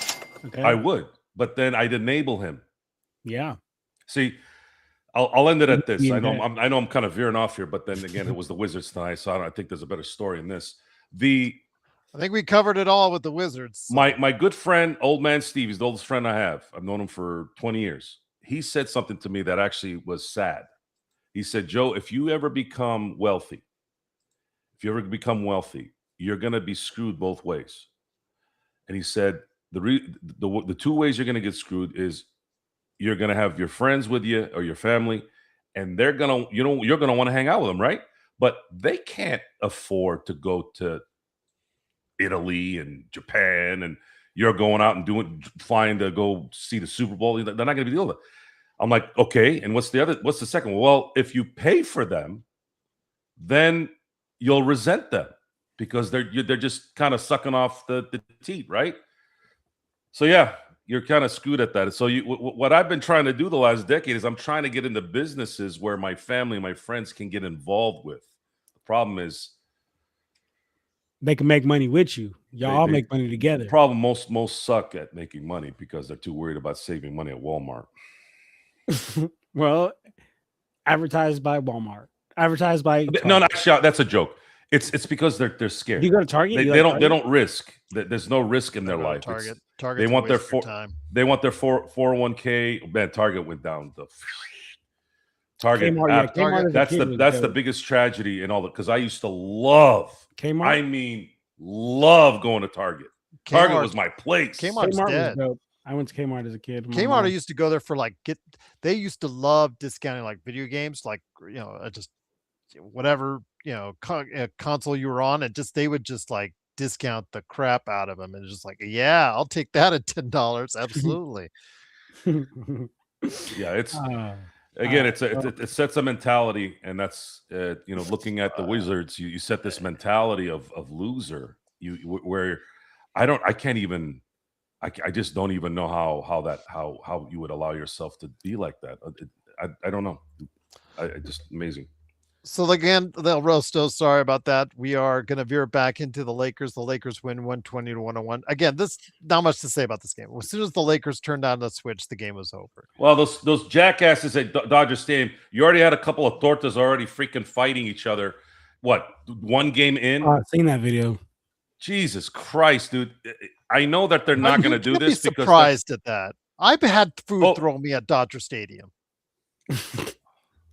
I've never had a problem at Dodger Stadium, but the point is, they these idiots. I would like to see if they can phase these morons out, but half the stadium, like you said, is a bunch of freaking idiots. But in the outfield bleachers, man, you are on your own. I'm going to tell you right now, outfield bleachers are a different story from the rest of the stadium. Like you, Joe, I've sit at all parts of the stadium. But if you sit out there in the outfield bleachers, and you decide to go and you're not wearing Dodger blue, get your gear on, man, because you are on your own. And I'll just leave you later. Honestly, if I was, and I, there's nothing that I've seen where the ownership hasn't done amazing at, but there's one more thing I think they really need to do is they got to get rid of these people. The fans will come, new fans will come, guaranteed. But these scumbags, they're fighting each other. They're not even fighting the other freaking the opponents. Giant fans or whatnot anymore. They're fighting each other. There's two that are known in the parking lot. That are known for fighting? No. There was two incidences against Giants fans in the parking lot. Okay. Yeah, El Roaster, yes, there was a Giant fan and a Dodger fan that got into it a few years back. The Giant fan, I think, almost got killed. Correct? Is that correct? Correct. Joe? Yeah. Yes. Yeah, But I no, but remember now that. this one was Dodger on Dodger fan. But this has correct? been Dodger on Dodger lately. All I'm seeing is a bunch of, when I say tortas, just by the way, dumb. it's, read up on it and you guys will laugh when I say it if you don't know what it is. The thing is that they're fighting with each other and they're making this look stupid now. Now it's like, it's one thing if you're fighting and you're, you know, the Frank McCourt days when everything was garbage, but this is now, okay, this is greatness now you're watching. You're sitting there fighting with a bunch of idiots. And the Get him McCourt out of here. Now, let me ask you this. The McCourt still own the parking lot, correct? I heard he doesn't own the parking lot, but there's a contingency in the sale where he gets to make money from the parking lot. Okay, then, but what part? None of that is part of the divorce. For the He McCourt. makes like $7 million or something from the parking lot, but he doesn't Who own provides it. the security for that parking lot? I'd say probably the Dodgers. Okay, I just wanted to clear that up because I remember you explaining it like a while back. But yeah, I thought he owned the land. I thought you said he did. So that's yeah, but I found out he doesn't. I guess it was bullshit. The one thing is the one thing that we've seen is there hasn't been a major incident for a while now. I can't remember when that was. I think that was probably the last time I heard of something in the parking lot. Mhm. I'm sure there's been stuff in the parking lot after that, but nothing big. I was also harassed in the parking lot. Raiders and Niners games back in the day. I've been. I'm telling you right now, guys. I've been to 4 Raider games. That shit used to get fucking crazy. I was hanging out with Raider fans in the stands. It is not like that anymore. You know who's worse? You know what the worst stadium was? Was Candlestick. No, but the thing is, look, Candlestick was I know bad. I'm not big into football, but I had been to a couple Raiders games when I was young. That was in the Mausoleum, right? Yeah, that was when you walk past that like little that tunnel, and they're like Raiders. I'm thinking that tunnel was gonna explode. They shot the Raiders. They still do that in Las Vegas, but it's all clean now. Nobody fights. It's all because the other team has already half the audience there now. The other team whoever it is is either half or more of the Raiders crowd that's there, and it's sad. Because I went to 3 games last season.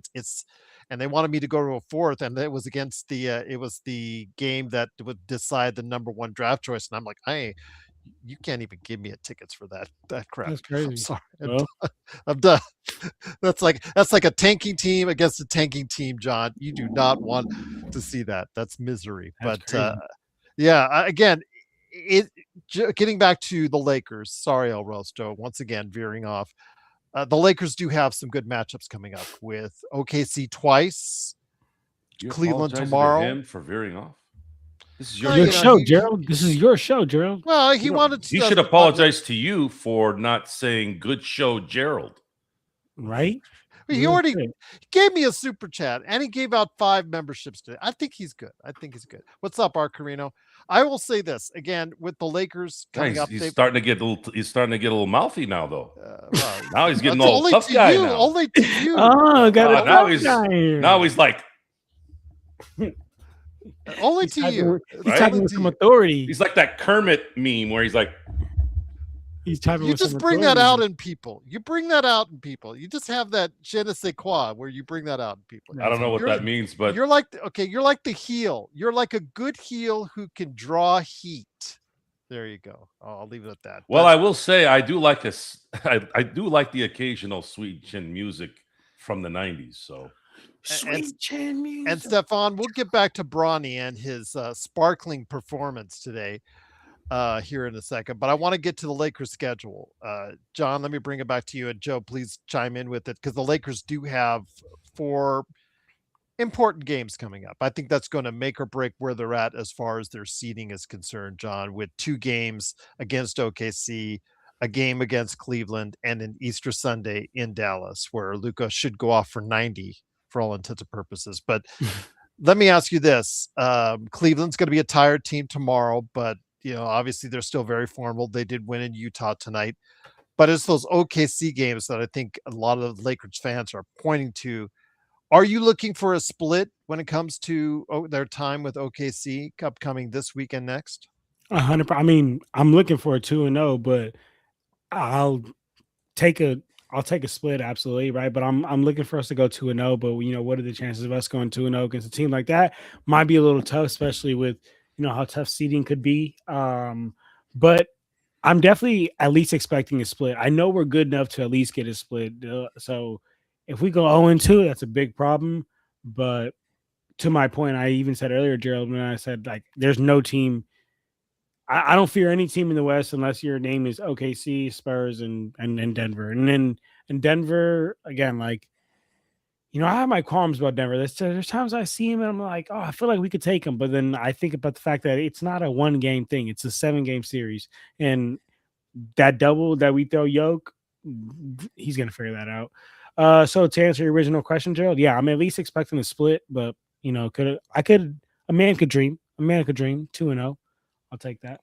What about you, Joe? Again, 4 interesting games. Again, I think Dallas will put up a fight on Easter, and then of course you got the OKC games, road and away, and then Cleveland as well. What do you see over the next 4 games? I don't think if they beat Cleveland tomorrow, I don't think it matters if they lose both games to Oklahoma City. I think they Because still I think they'll lock up a playoff spot if they win tomorrow. Yeah, I think they'll still win.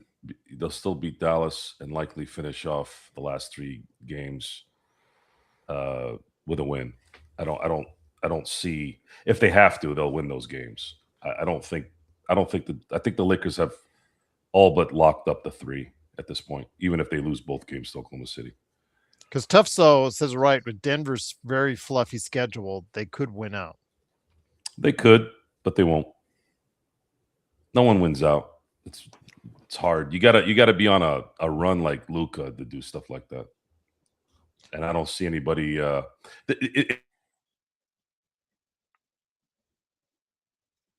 John, are you with me here? I'm with you. I thought that was my internet because my internet's been. I ass thought it all was day. mine too, because I've My had internet's people come over the been past couple trash weeks. all day. No, but I think it's Joe this time. You're yeah, frozen, Joe. yeah, it's your turn, Joe. It was mine earlier. I will freely admit it was mine earlier. Mine's been a problem, but Can you hear me now? Yeah, we hear you now. We got you Okay. now. When Luka is on a 48-minute heater, it's more impactful to winning than Jokic on a 48-minute heater. Does that make sense? Absolutely, that makes 100% sense. We've seen Jokic drop, to a 30, 10, and 10s, and they're still battling in that game. But if his average is a triple double. Usually, if Luka's dropping 40 and 50, usually they're destroying somebody, right? Mm-hmm. But I just don't. I don't know. The NBA is too soft to really say that somebody can turn it on and go, all right, we got to win the next 5-6 games. No one has that kind of gusto anymore, and for a long period of time, maybe 2 or 3 games, but that's it. I just don't. I don't see a 3-game turnaround. That Denver would have to win 4, and the Lakers would have to lose 4, right, for them to jump. Well, they're 2.5 games. If you count the tiebreaker, the Lakers are 2.5 games in front of Denver right now. I only look at the loss column. Okay.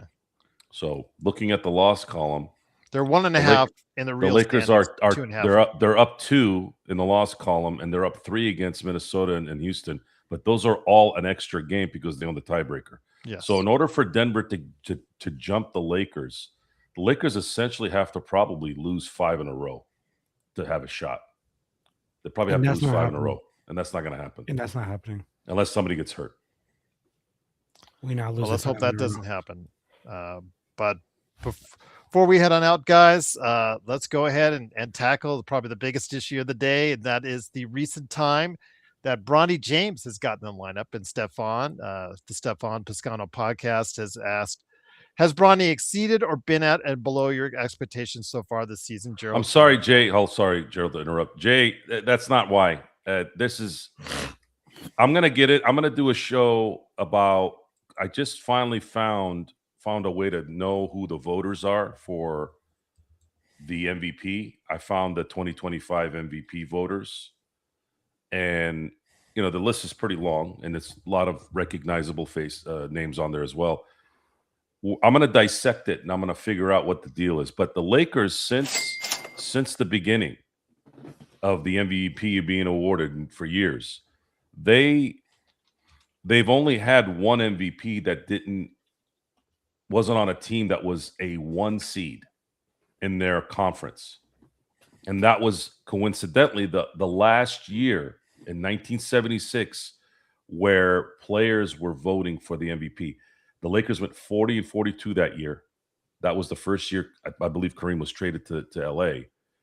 He won the MVP because the players voted for it. And that was the last time a losing team voted for the MVP. After that, every MVP, we're talking about the one, his second MVP his MVP in 77 and 80, all 1 seeds. Magic's 87, 89, and 90, all 1 seeds. Shaq's MVP in 2000, 1 seed. Kobe's MVP 2008, 1 seed. 1 seed. That's it. They don't give MVPs to the Lakers. They try to avoid giving that because then I think a lot of those assholes are from the Ohio area and that Northeast shithole up there. That's why. So before we head on out, again, Intel Wild, truly appreciate you giving a generous super chat again. We are winning on Thursday. I am saying it now. So there you go. Intel's calling it. And on Thursday, I will make sure he gets that call if they do win on Thursday. But before we head on out, John, Bronny time. And I know this used to be a very sore spot for us, but we do have to discuss it because he is getting some playing time now. Thanks to Adou Thiero and his failure of the season. It's been a lost season for Adou Thiero. No one can tell me that now. The kid went out there in Detroit, John, last week.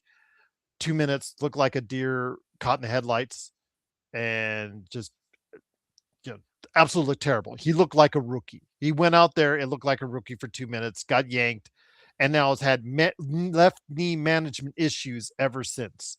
I don't know if it was because of the knee he looked so bad or what have you, John, but this has been a lost season for Adou Thiero. So JJ needing, a replacement with Marcus Smart out of the lineup, and at times Rui out of the lineup as well, has looked towards Bronny James. And I did say on Lakers Latest, there has been improvement over the course of his 2-year time here at the Lakers, because he did not look like a G League player when I first saw him. I saw him live and he looked terrible. He looked absolutely terrible. And people were raining insults from all over Thomas and Macarena on him. And now we've gotten to the point where, okay, he can at least be someone that possibly could hang around the end of the roster, but not as a rotation player. He is not there. I'm not there yet. And I'm not getting there yet because we saw games like today where he was 2 of 10, 0 of 5 from 3 against the Washington Lizards with the big L for losers. That's who the Wizards are. Your thoughts, my friend, on Bronny James? I believe he has progressed. I believe he has improved, but that was a very low bar that has not come quite through as of yet. He is not a player that we should count on in the playoffs. And we don't even know if he is a player that we can count on for next season, even if his dad comes back. Well, let's just stop right there. We definitely know we can't count him on the playoffs. This guy is not a real NBA level player. And again, I said this so many times, Joe. Like, he has improved. I will give him credit. I see improvement. Yes, I see improvement. But Joe, do you want me to tell you the exact reason why he's improving and somebody like a Adou Thiero looks like they're caught with a deer in the headlights? Is because of who Bronny is. I was just telling my brother this. He is getting a chance. He's like y'all have to understand. Basketball is about feeling comfortable, right? You don't get many reps out there. You're a bench warmer. You're riding that bench, and then you get put in the game. Yeah, everything's gonna be hella fast. You're like, holy shit! Like this is new. This is fast. The pace. Everybody's strong. Everybody's fast. It's new. But if you get a chance to run a couple of possessions, bring the ball up court, get used to how fast it is, get used to how physical it is, then you start to process it yourself and you start to slow it down yourself. And then now you're not playing like a deer caught in the headlights. And that's exactly what Bronny James has gotten the chance to do. Now, shout out my brother, because we were just talking about this. Is it unfairly? It is unfairly. It is unfairly. He's literally only out there and he's literally only getting this chance because of who his father is and because of his last name. Is he getting better? Yes, Bronny James is getting better. But you know what, Gerald? Any other situation, if you replace that Bronny guy with any other 55th pick in the second round, they're giving Adu Thero, they're giving Dalton Connect the minutes that Bronny James is getting, because it's just simple investment. We took you earlier in the draft. We clearly believed in you more. We clearly only took Bronny because of who his dad is and what his dad's done and to make history and whatever the fuck the reason they took him again. And the only reason why Bronny continues to, I know he's getting better. He's working on his game. I'm not saying he's fucking eating Doritos on the couch. He's working out. He's getting better. But the game is slowing down to him because he's getting a chance to play. And it's fucked up because players like Adu Thero aren't getting a chance to play. And then when they do get a chance to play, they look like a deer caught in the headlights. You know why, brother? You haven't got as many possessions. You haven't got a chance to really see what it's like. Go really play. Get a couple possessions under your belt. Now you're breathing instead of you're being like so panicking because you've never been out there. That's exactly why Bronny continues to improve. And I would be pissed if I'm a Adu Thero. I'd be livid. I'd be like, y'all fucking drafted me. They moved up twice, John. They That's what I'm spent a lot saying. of money moving up to him and made a major cash investment in Adu Thero, and his knee. Somebody didn't do their job when they were doing the medicals on him, or when they should have reviewed the medicals on him, John, because his knee has been a problem all season long. So All season long. that's all I got to say on that. But on that note, I am about to log off here. I appreciate you, Gerald. I appreciate you, Where Joe. can we find you? What are you doing? Check me out on Lakers Corner. I'm on YouTube. I'm on Instagram, Lakers_corner. The 3-minute game recaps. I do check me out on TikTok, Lakers Corner 24. Also Twitter. I do, like I said, 3-minute game recaps, weekly recaps. Joe, it's great to see you. Joe, I know you came on because you saw me and you were like, oh, this guy John is so cool. I just want to have a great time with him. You are the Zoom executive. Indeed. Thank you very much. But yeah, Gerald, thank you. Appreciate you guys. And I will see you boys tomorrow. Second night of a back-to-back. We got a real game tomorrow. This was just child's play. I'll see you boys tomorrow. It is the Zoom executive, John Costa. Make sure you catch him today at Lakers Corner. Indeed. His 3-minute report is now up. So go ahead and make sure you like and subscribe. The Intel Wild, I know you're going to catch up to this, my friend. It was a great finish by, all respect to UConn, Dan Hurley. I remember that as far as the coaching is concerned. But you know what? You give them the credit and give the choke job. You know what? You live by the Christian Laettner, you die by the Christian Laettner, is all I'll say when it comes to Duke. But again, they choked a big time yesterday. But Joe, again, Bronny, I know he's a sore spot. He's the reason why we're not on TikTok, because he got banned for it. But you've been very vocal in your thoughts on Bronny. I can't get there with him as a rotation player. I still can't get there. I think we saw tonight reason why. If you're not dominating against the Lizards, you really have to reevaluate yourself. Again, he's had some moments beforehand, little bits and pieces here and there. People are trying to make something out of it. And then you see a bigger sample slice tonight and you realize he's just not there yet. There is some improvement. I have seen some impressive performances in the G League. And let's put it in perspective, in the G League, he has improved by leaps and bounds over the high school player that I saw step onto the court at because he barely played any college at Thomas and Mack for UNLV Summer League for the Lakers for a couple seasons ago. Now is the point where again he looks like at least a G leaguer and a back end of the guy, possibly a 14-15 guy, but no, we cannot count on him at all for a rotation player right now, Joe.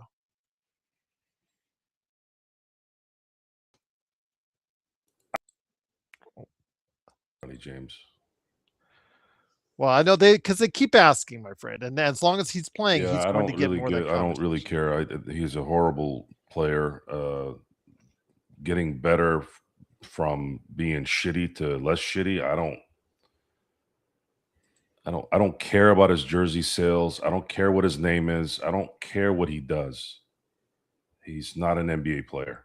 And if you think we're just picking on Bronny James because he's Bronny James, well, then you're not paying attention to anything that we're doing. We've been pretty vocal on anyone that's not good enough on this team. I had a discussion today about D'Angelo Russell too, by the way. I thought that was a weird incident. That's how boring tonight's game was.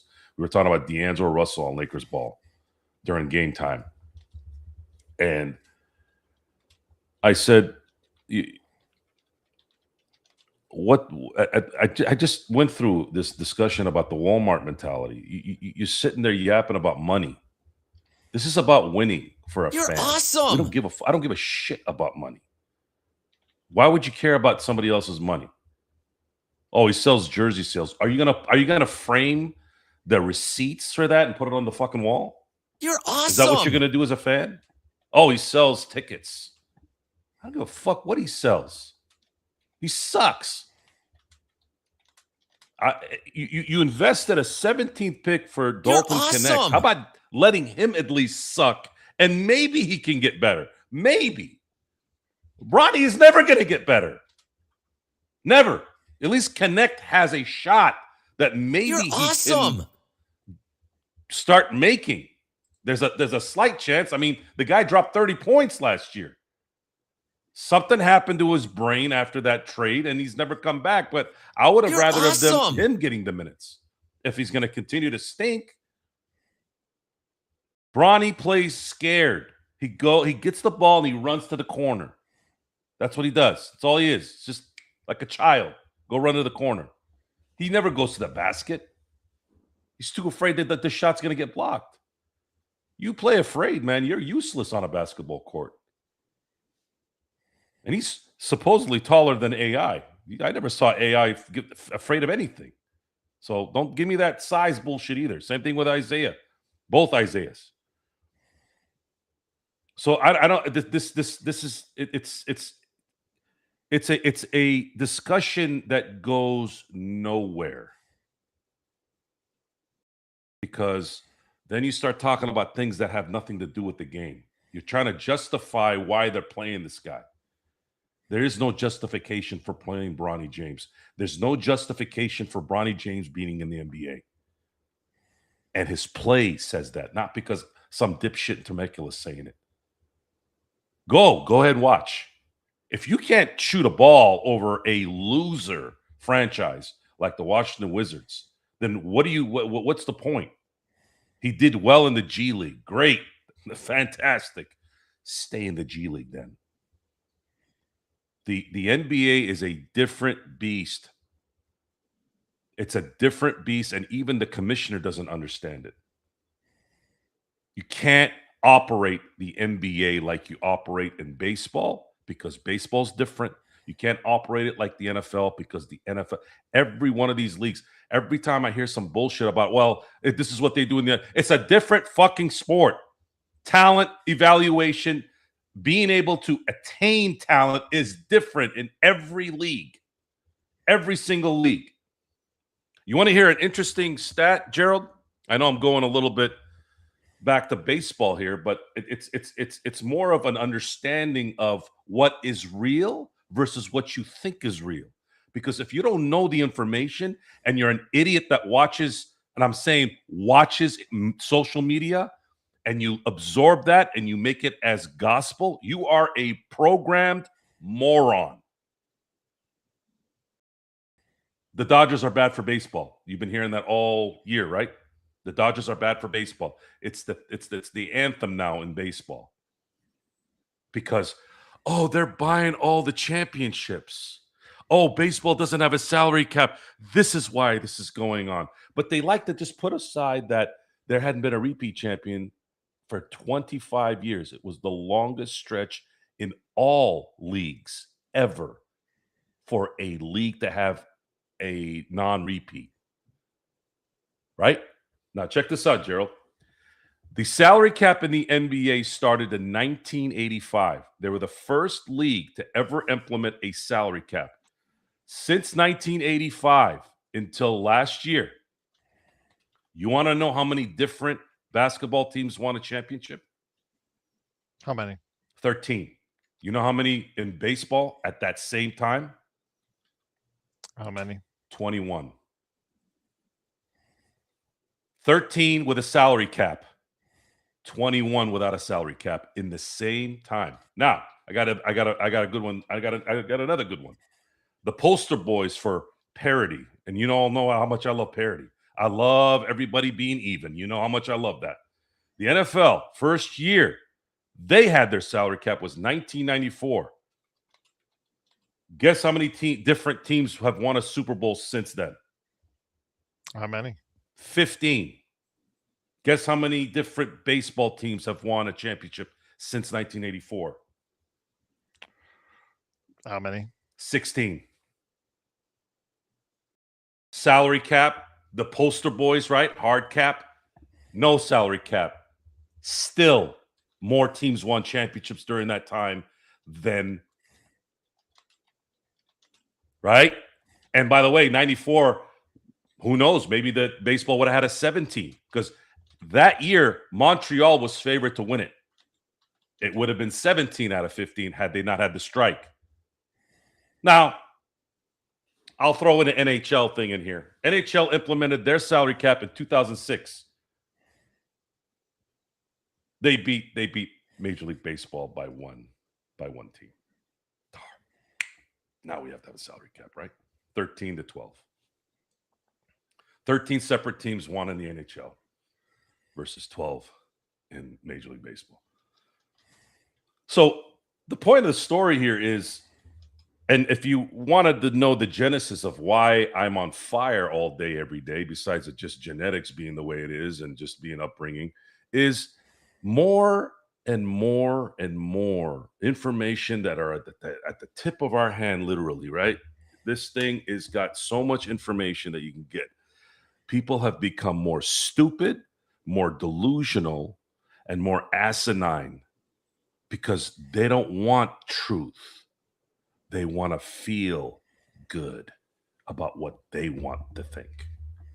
And what I try to do is I try to tell those people what you think is fucking trash because it's not the truth. You want to think about it? You want to massage it? You want to sleep with it? Great. Do it in your own home. Shut the fuck up. I don't want to hear it. I'm about the truth. I'm about what's really happening. And that's the button on that.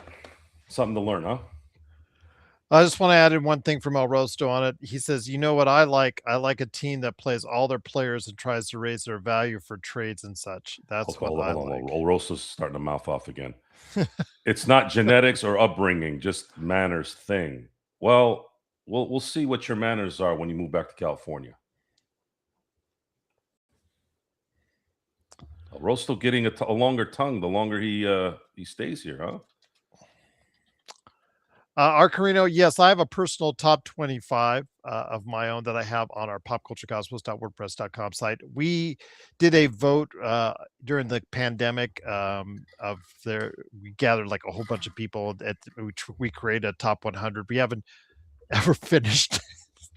Be quite honest with you, I have all the numbers and have all the movies there in order. I just got to go ahead and finish it because you have to lay out a different outline.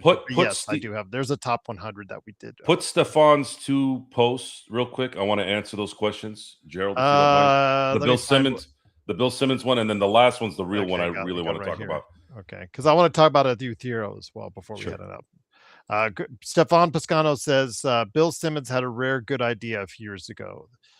You have a player you draft with 10 years or more of service, you get a credit that increases every year against the salary cap. I said that 30 years ago. Well, technically 27 years ago.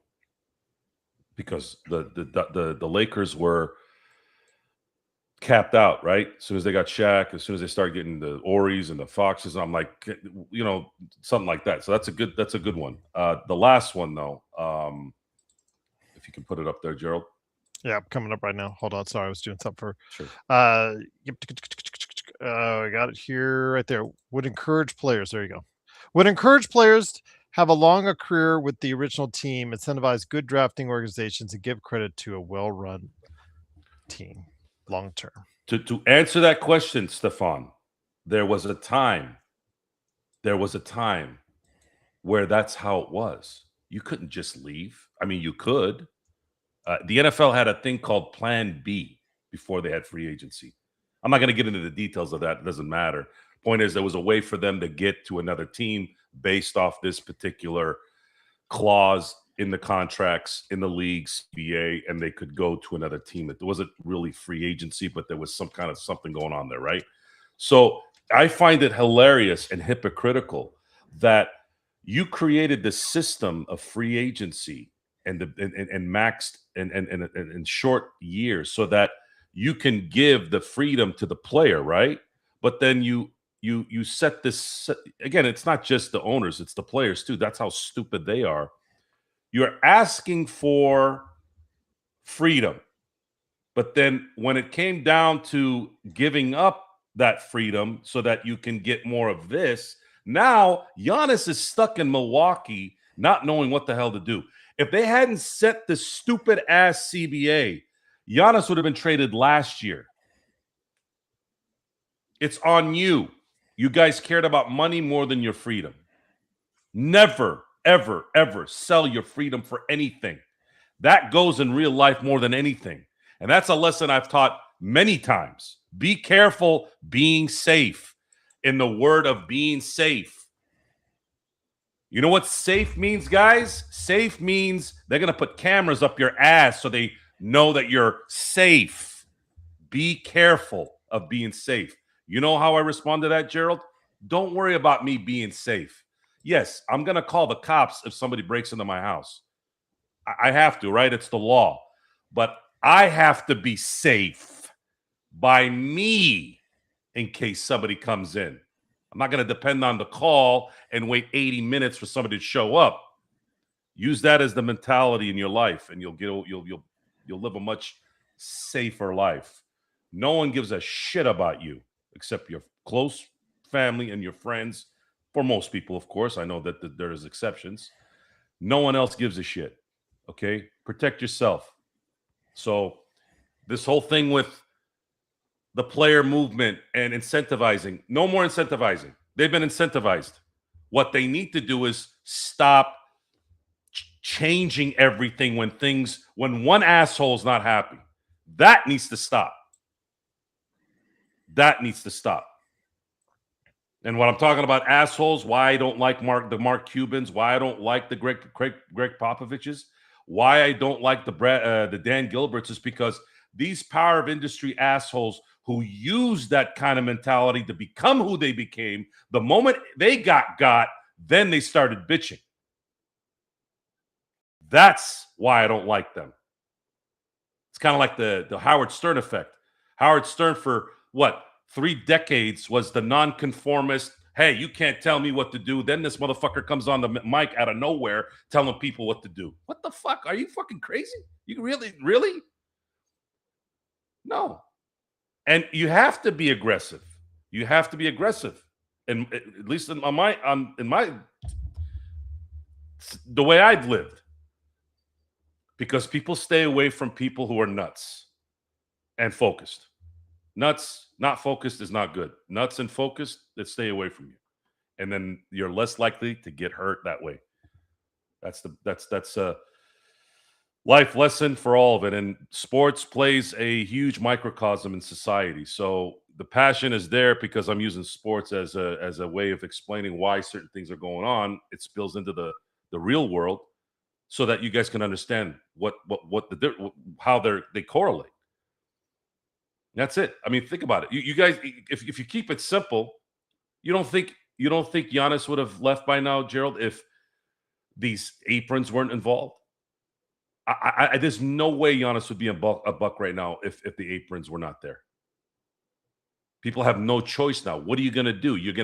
Are you going to give up everything for Giannis, and then you're capped out, hard capped, and then what? Now you can't field the team. And this is basketball. This is not football. It's not 22 players plus a kicker. It's just not. It's a different game. One guy can make a difference in basketball, and it's really hard to find that guy or two. What's quantum entanglement? By the 101?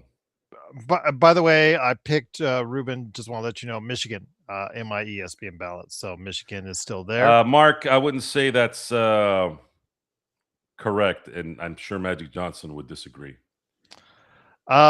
Before we get into my final thoughts on Adu Thiero, wanted to go ahead and mention the Lakers win 120 to 101. JY asked, has Joe done his all-time baseball teams yet? No. Okay. I will be doing an NL and AL, yes. I don't know when, though. I'm trying to get some good feedback from other people that could be on the show to do that, but we'll see. If not, I'll do it on my own. JSJ, I wouldn't mind Lou Dort on the team, but yeah, if I could see him overpaying for Lou Dort. Lou Dort might be worth doing that, especially if you're able to have certain things happen in the offseason. What I mean by that is,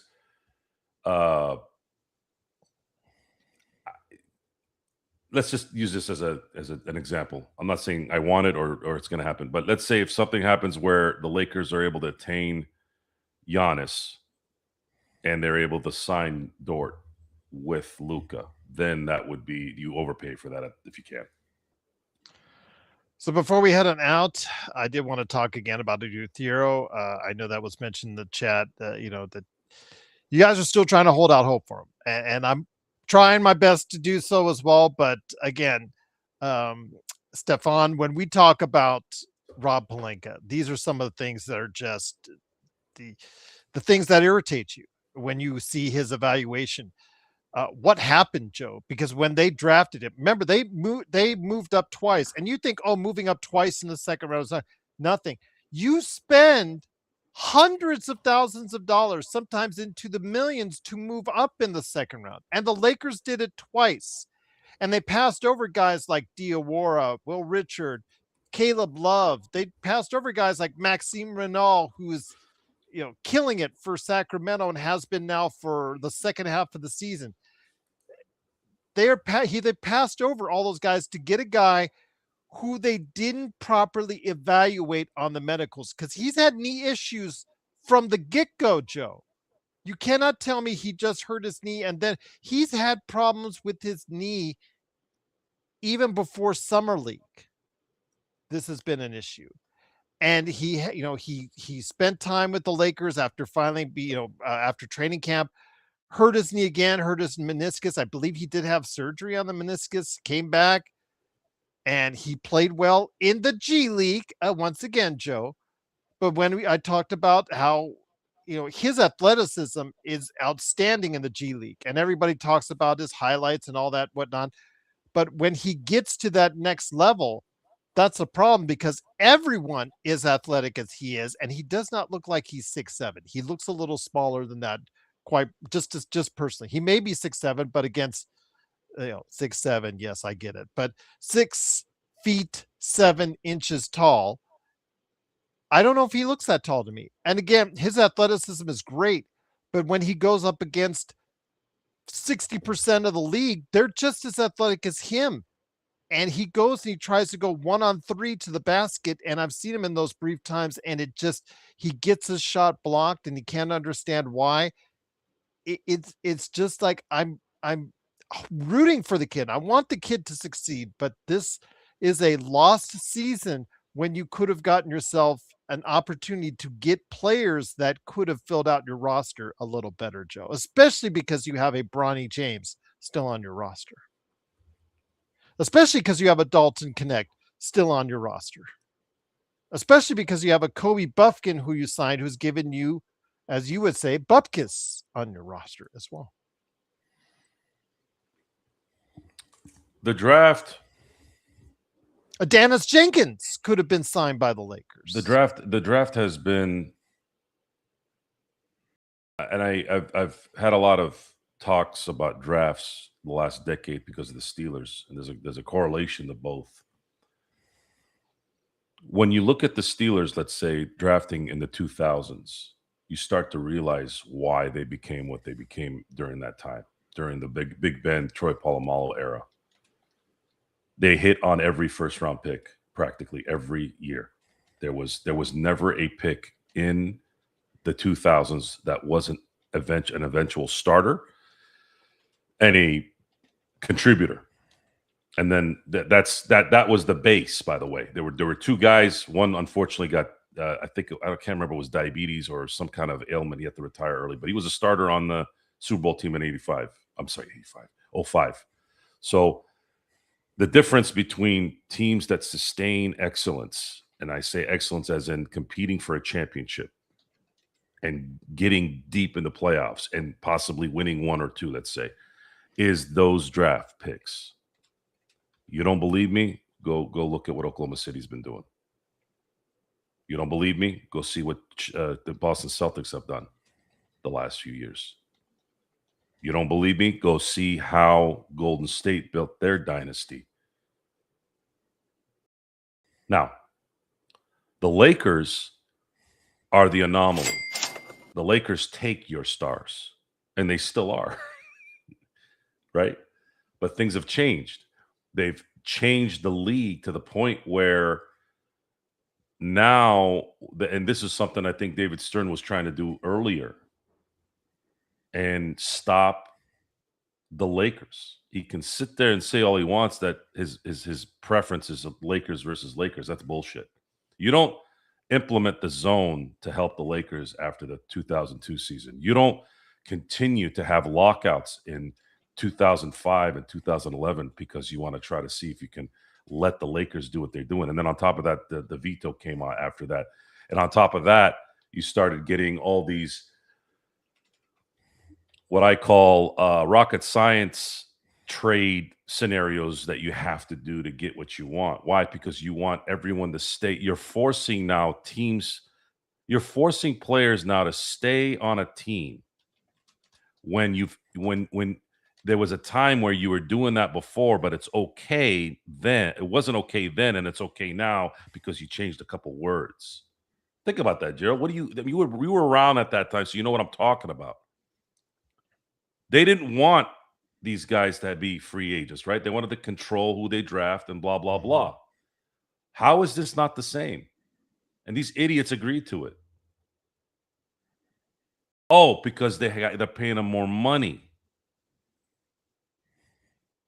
It's a jerk off.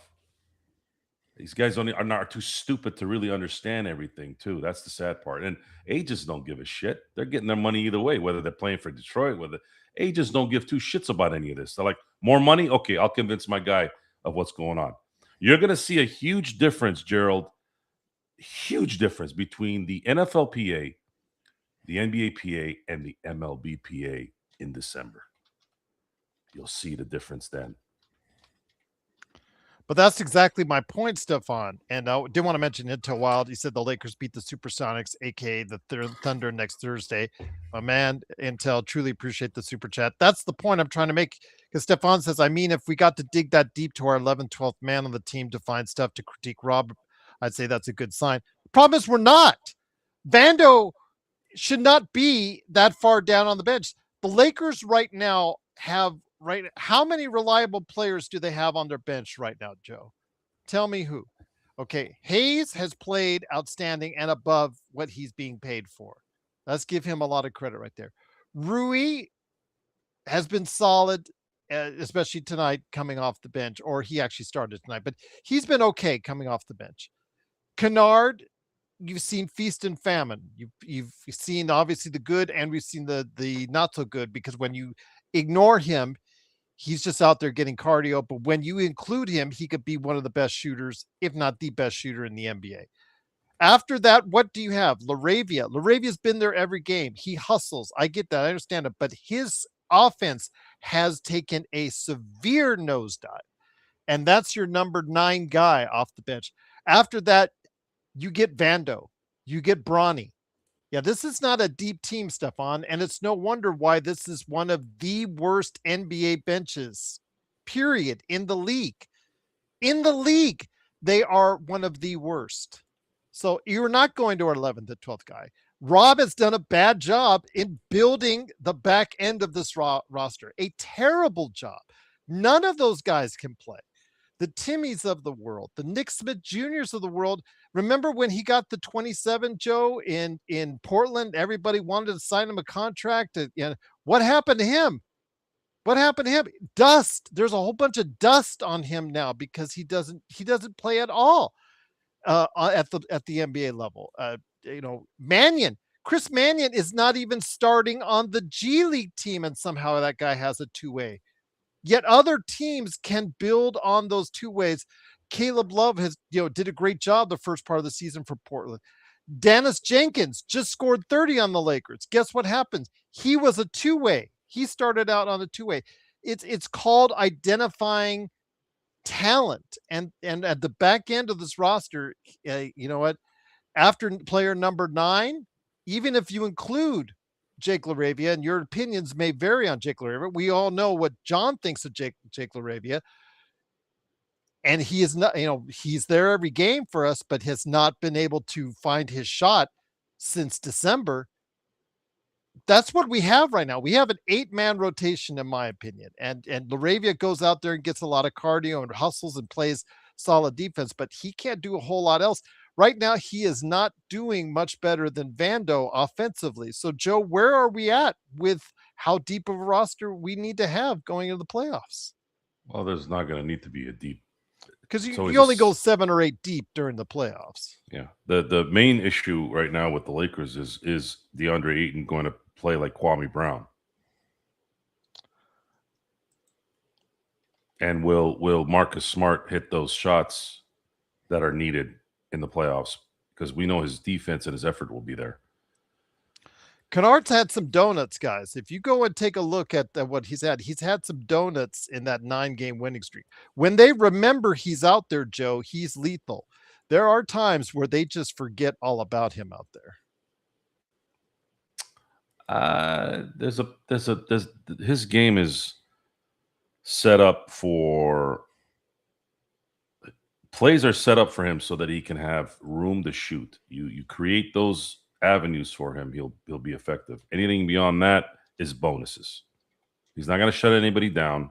He's not going to out athletic anybody, even though he's pretty athletic. It's just that's not his game. I'm not going to sit there and depend on Luke Kennard to be a X factor in this playoffs. I'd say the X factor for the Lakers right now really is DeAndre Ayton. Can he be the X factor?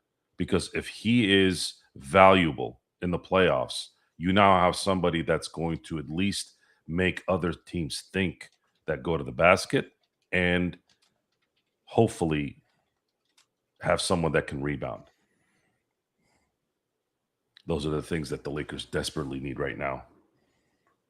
And timely shooting. Stefan, I do know how he could have better talent evaluation skills, which he does not have.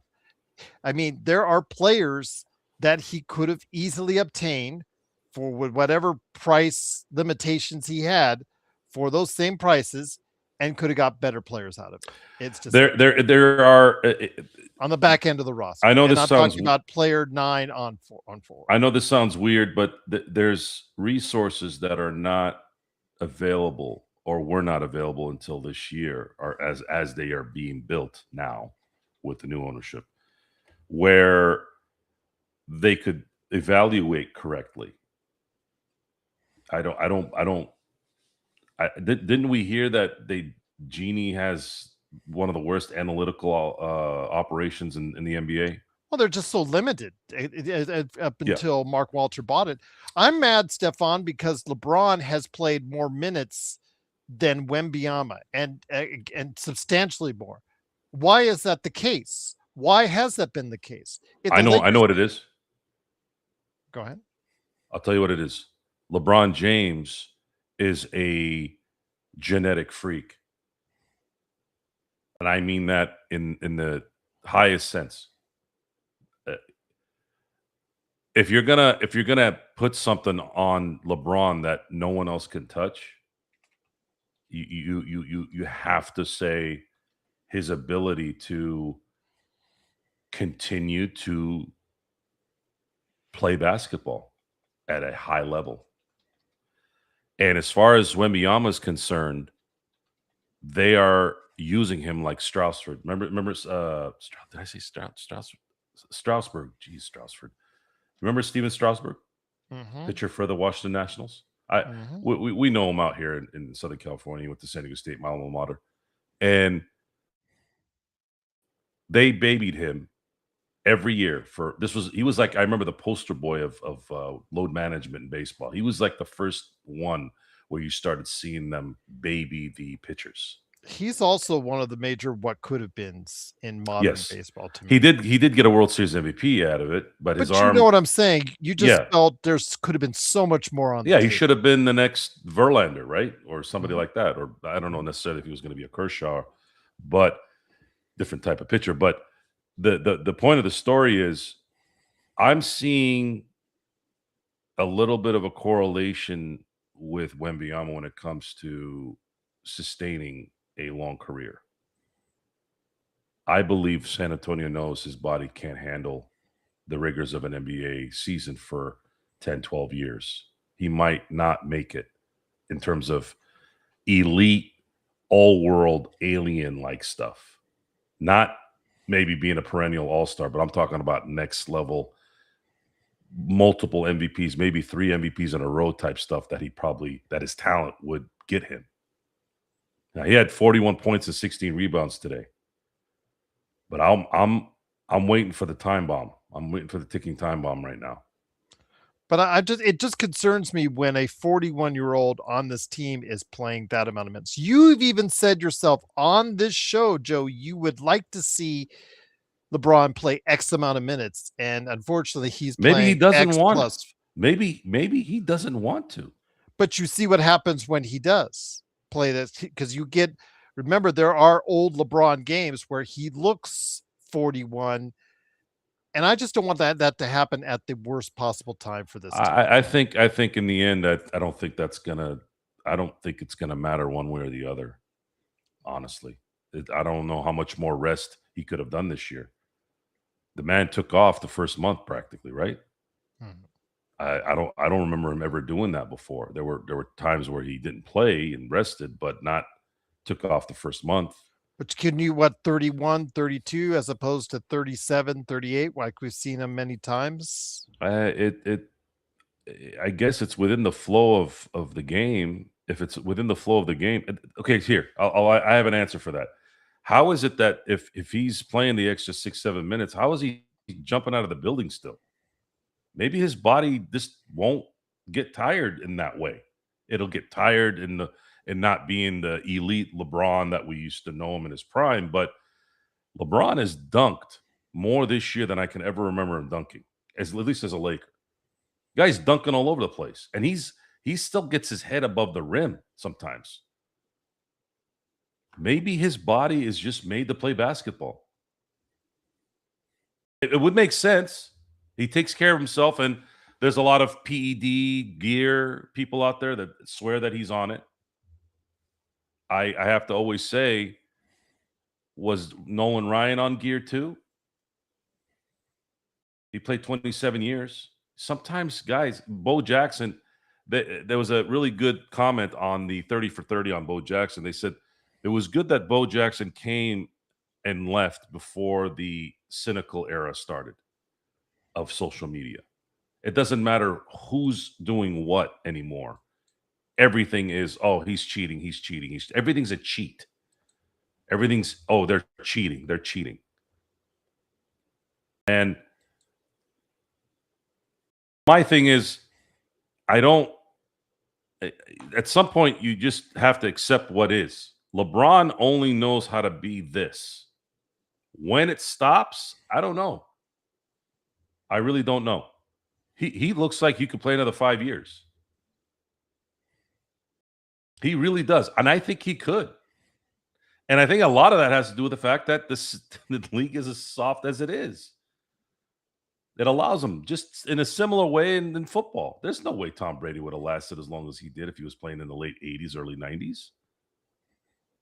The 2000s was kind of the last decade of what maybe old football was. But the 80s and 90s it was a true gladiator sport. Quarterbacks were getting clotheslined. And that was even after Jack Lambert's quote of they should put dresses on quarterbacks. Imagine that. Every time you think things are different, it's the same stuff, guys. People were complaining about the same stuff in the 70s as they do now. It never changes. Technology changes. You just think it just started. It's not. But at this point, it doesn't matter how this plays out in terms of minutes allocated.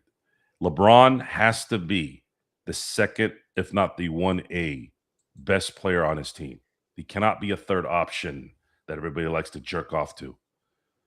There is no second or third option on this team. There is a revolving door there. Sometimes Austin gets hot, drops 30 points. That game, he was the guy that did what he did. LeBron, same thing.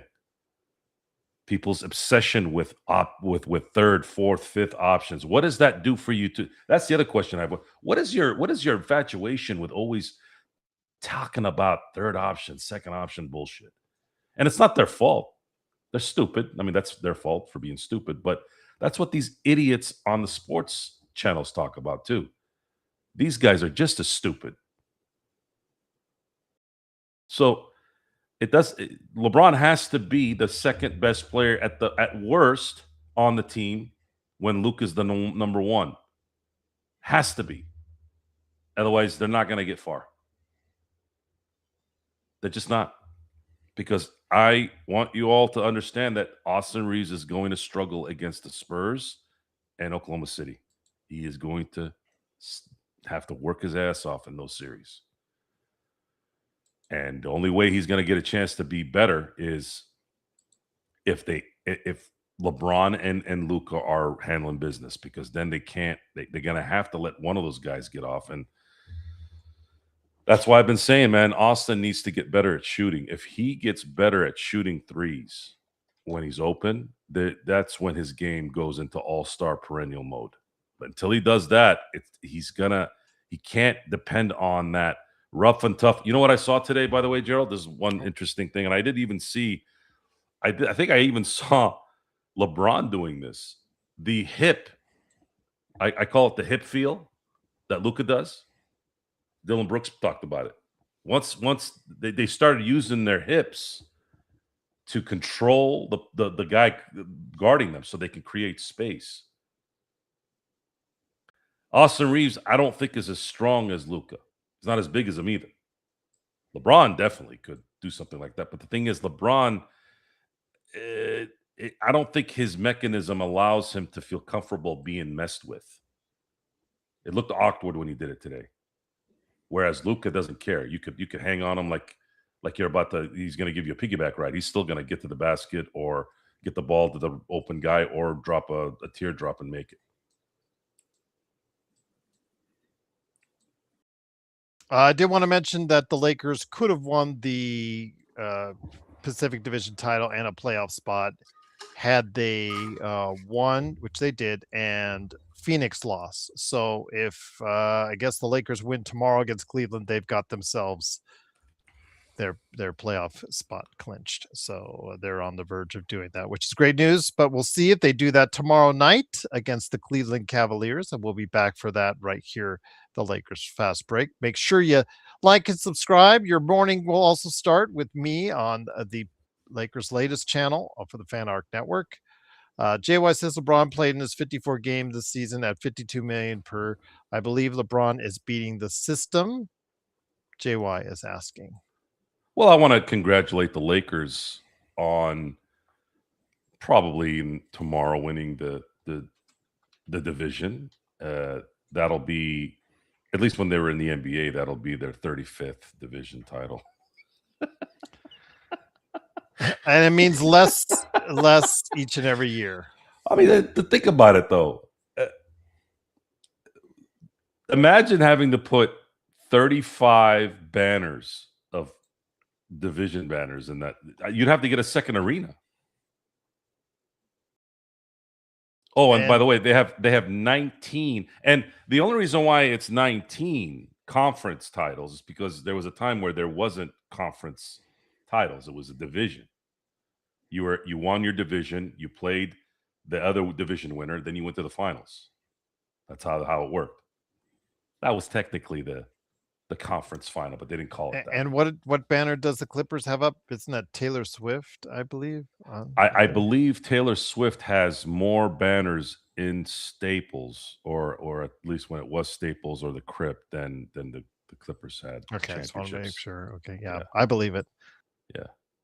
I believe it. I believe it indeed. But again, the Lakers can put up another banner with a win tomorrow night against the Cleveland Cavaliers, or a loss by the Phoenix Suns, which at this point looks almost like they're going to be rest assured that at some point in time they will do. But let's hope they get it done tomorrow night against the Cleveland Cavaliers. It is, of course, Joe Sorrell, the Joe Sorrell experiment. He has a great, 2.5 hour plus long conversation on your channel recently, as far as is concerned. Well, I try to do 2.5 to 3, depending on the subject. I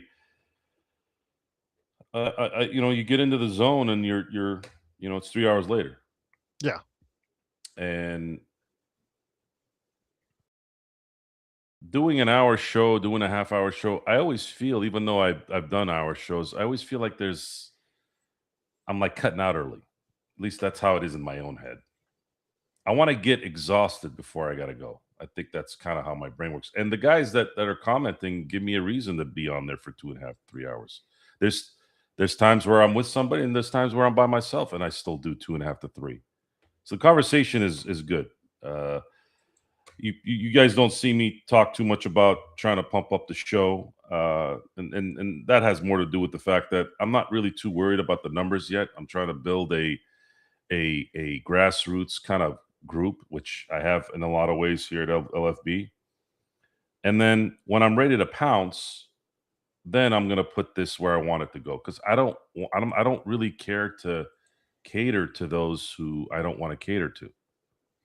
If I happen to fall in line, which I don't really care. I just don't care about falling in line with anything. If it works, it works. If it's not going to work, then it won't work. But I'll keep trying to do what I need to do.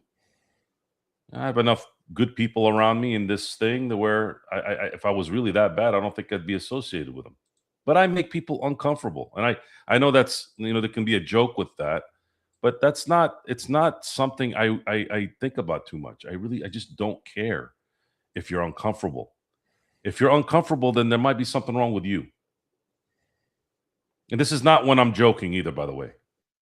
Joking and talking smack, that's not what I'm talking about.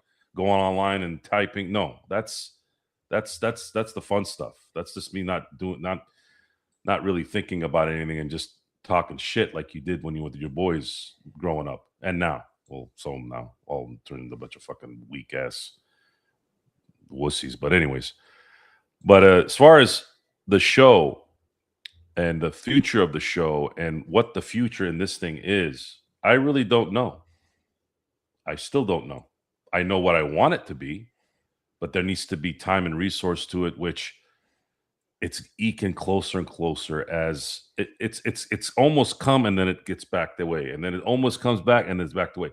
And a lot of that has to do with the fact that when you get to the finish line, you start noticing what could become a problem. Not risk-wise. Risk is easy to deal with. The failure of risk. I don't fail a lot risking high. I usually succeed more than I fail, but you have to be able to eat the failures too. But this is more about, can I get an audience that isn't, can I get the audience I want? Much like how when I buy something, I want to buy quality. I don't care about saving money. I want quality first. I want to save money on gas. That's the gas. Gas is gas. I want to save money on gas. Yes. But if I want to buy a computer, I want to know what's the best thing for what I'm trying to do. Well, Joe, it's going to cost you $1,800 versus $1,300. Oh, really? Okay. Well, I'll give you an example. Well, I wanted to get a Remington. I wanted to get a shotgun. Right. Initially, it was the Remington.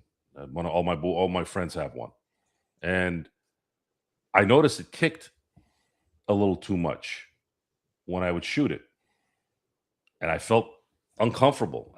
No matter how tight I was, no matter how I wanted something a little bit more fluid. That shotgun cost I think it's a Remington 870, if I remember correctly. It was like $800, $700, right? I mean, that's a lot of money to a lot of people, but for a shotgun, I guess that was good. Instead, I ended up finding out about the Benelli. Now, when I first heard the Benelli, I was like, I know that name. But it turned out it's the one that John Wick uses in the movies. Gerald, that one cost $2,100. Jeez Louise. But I'll tell you this: when I shot that sucker at the range, woo wee! Might as well be shooting a water gun. That's how easy it was shooting that thing. Comfortable, easy to load, easy to. If an intruder comes in, I can get to the back, boom, boom, done. Like in a matter of maybe 2 seconds to 3 seconds. So I know a lot of people won't do that. Fine, but 700, 800 to 2100, that's a pretty big difference. But for me, it's worth it because now I like shooting it, and I feel much safer in terms of being able to think quick instead of worrying about hurting myself while I'm shooting something. So yeah, again, I'm trying to correlate things to everyday life as much as I can so that people understand what I'm saying. For those of you who try to hurt my feelings, I don't have feelings to get hurt, so you're probably wasting your time. But the show isn't where I want it to be yet, but I'm pretty happy of what I'm doing right now, and we'll keep trucking along until I can open it up a little bit. Well, there you have it. It is, of course, the Joe Soro experiment. Go ahead and like and subscribe today. Help him get to a great point right there on his channel, indeed, on YouTube. And don't forget as well, Lakers Latest. I come up every morning on that channel, courtesy of the Fan Arc Network, between 8 and 9 a.m. Pacific Standard Time. So go ahead and look forward to that. Try to go ahead and sprinkle in some stuff on the Lakers Fast Break channel, whether it's my stuff with the Cosmos and 500 straight weeks. I celebrated our 500th episode this morning, and I put that up for members right now. And I know that there's 10 new members, thanks to El Rosto and thanks to Intel Wild for giving out those memberships. So if you've got a membership, you could access it right now. You can access it also my latest NBA observations with Caleb Ponce, where we go into detail on the middle teams in the Western Conference and who they are, and if they have a chance to upset OKC and San Antonio. And yes, that does include the Lakers. And also as well, we talk about March Madness, the NBA draft, and SGA as well. So yes, great conversations there indeed. So be a part of that. And then, of course, like I said, Lakers latest as well. But we'll be back tomorrow for Cleveland. What does Cleveland have in store? They're flying on their way here as we speak to Los Angeles. We will face them. The Los Angeles Lakers will actually face them at the Crypt tomorrow. So we're looking forward to seeing how that goes and having, of course, a great post game after that. But Joe, any last thoughts before we head on out? No.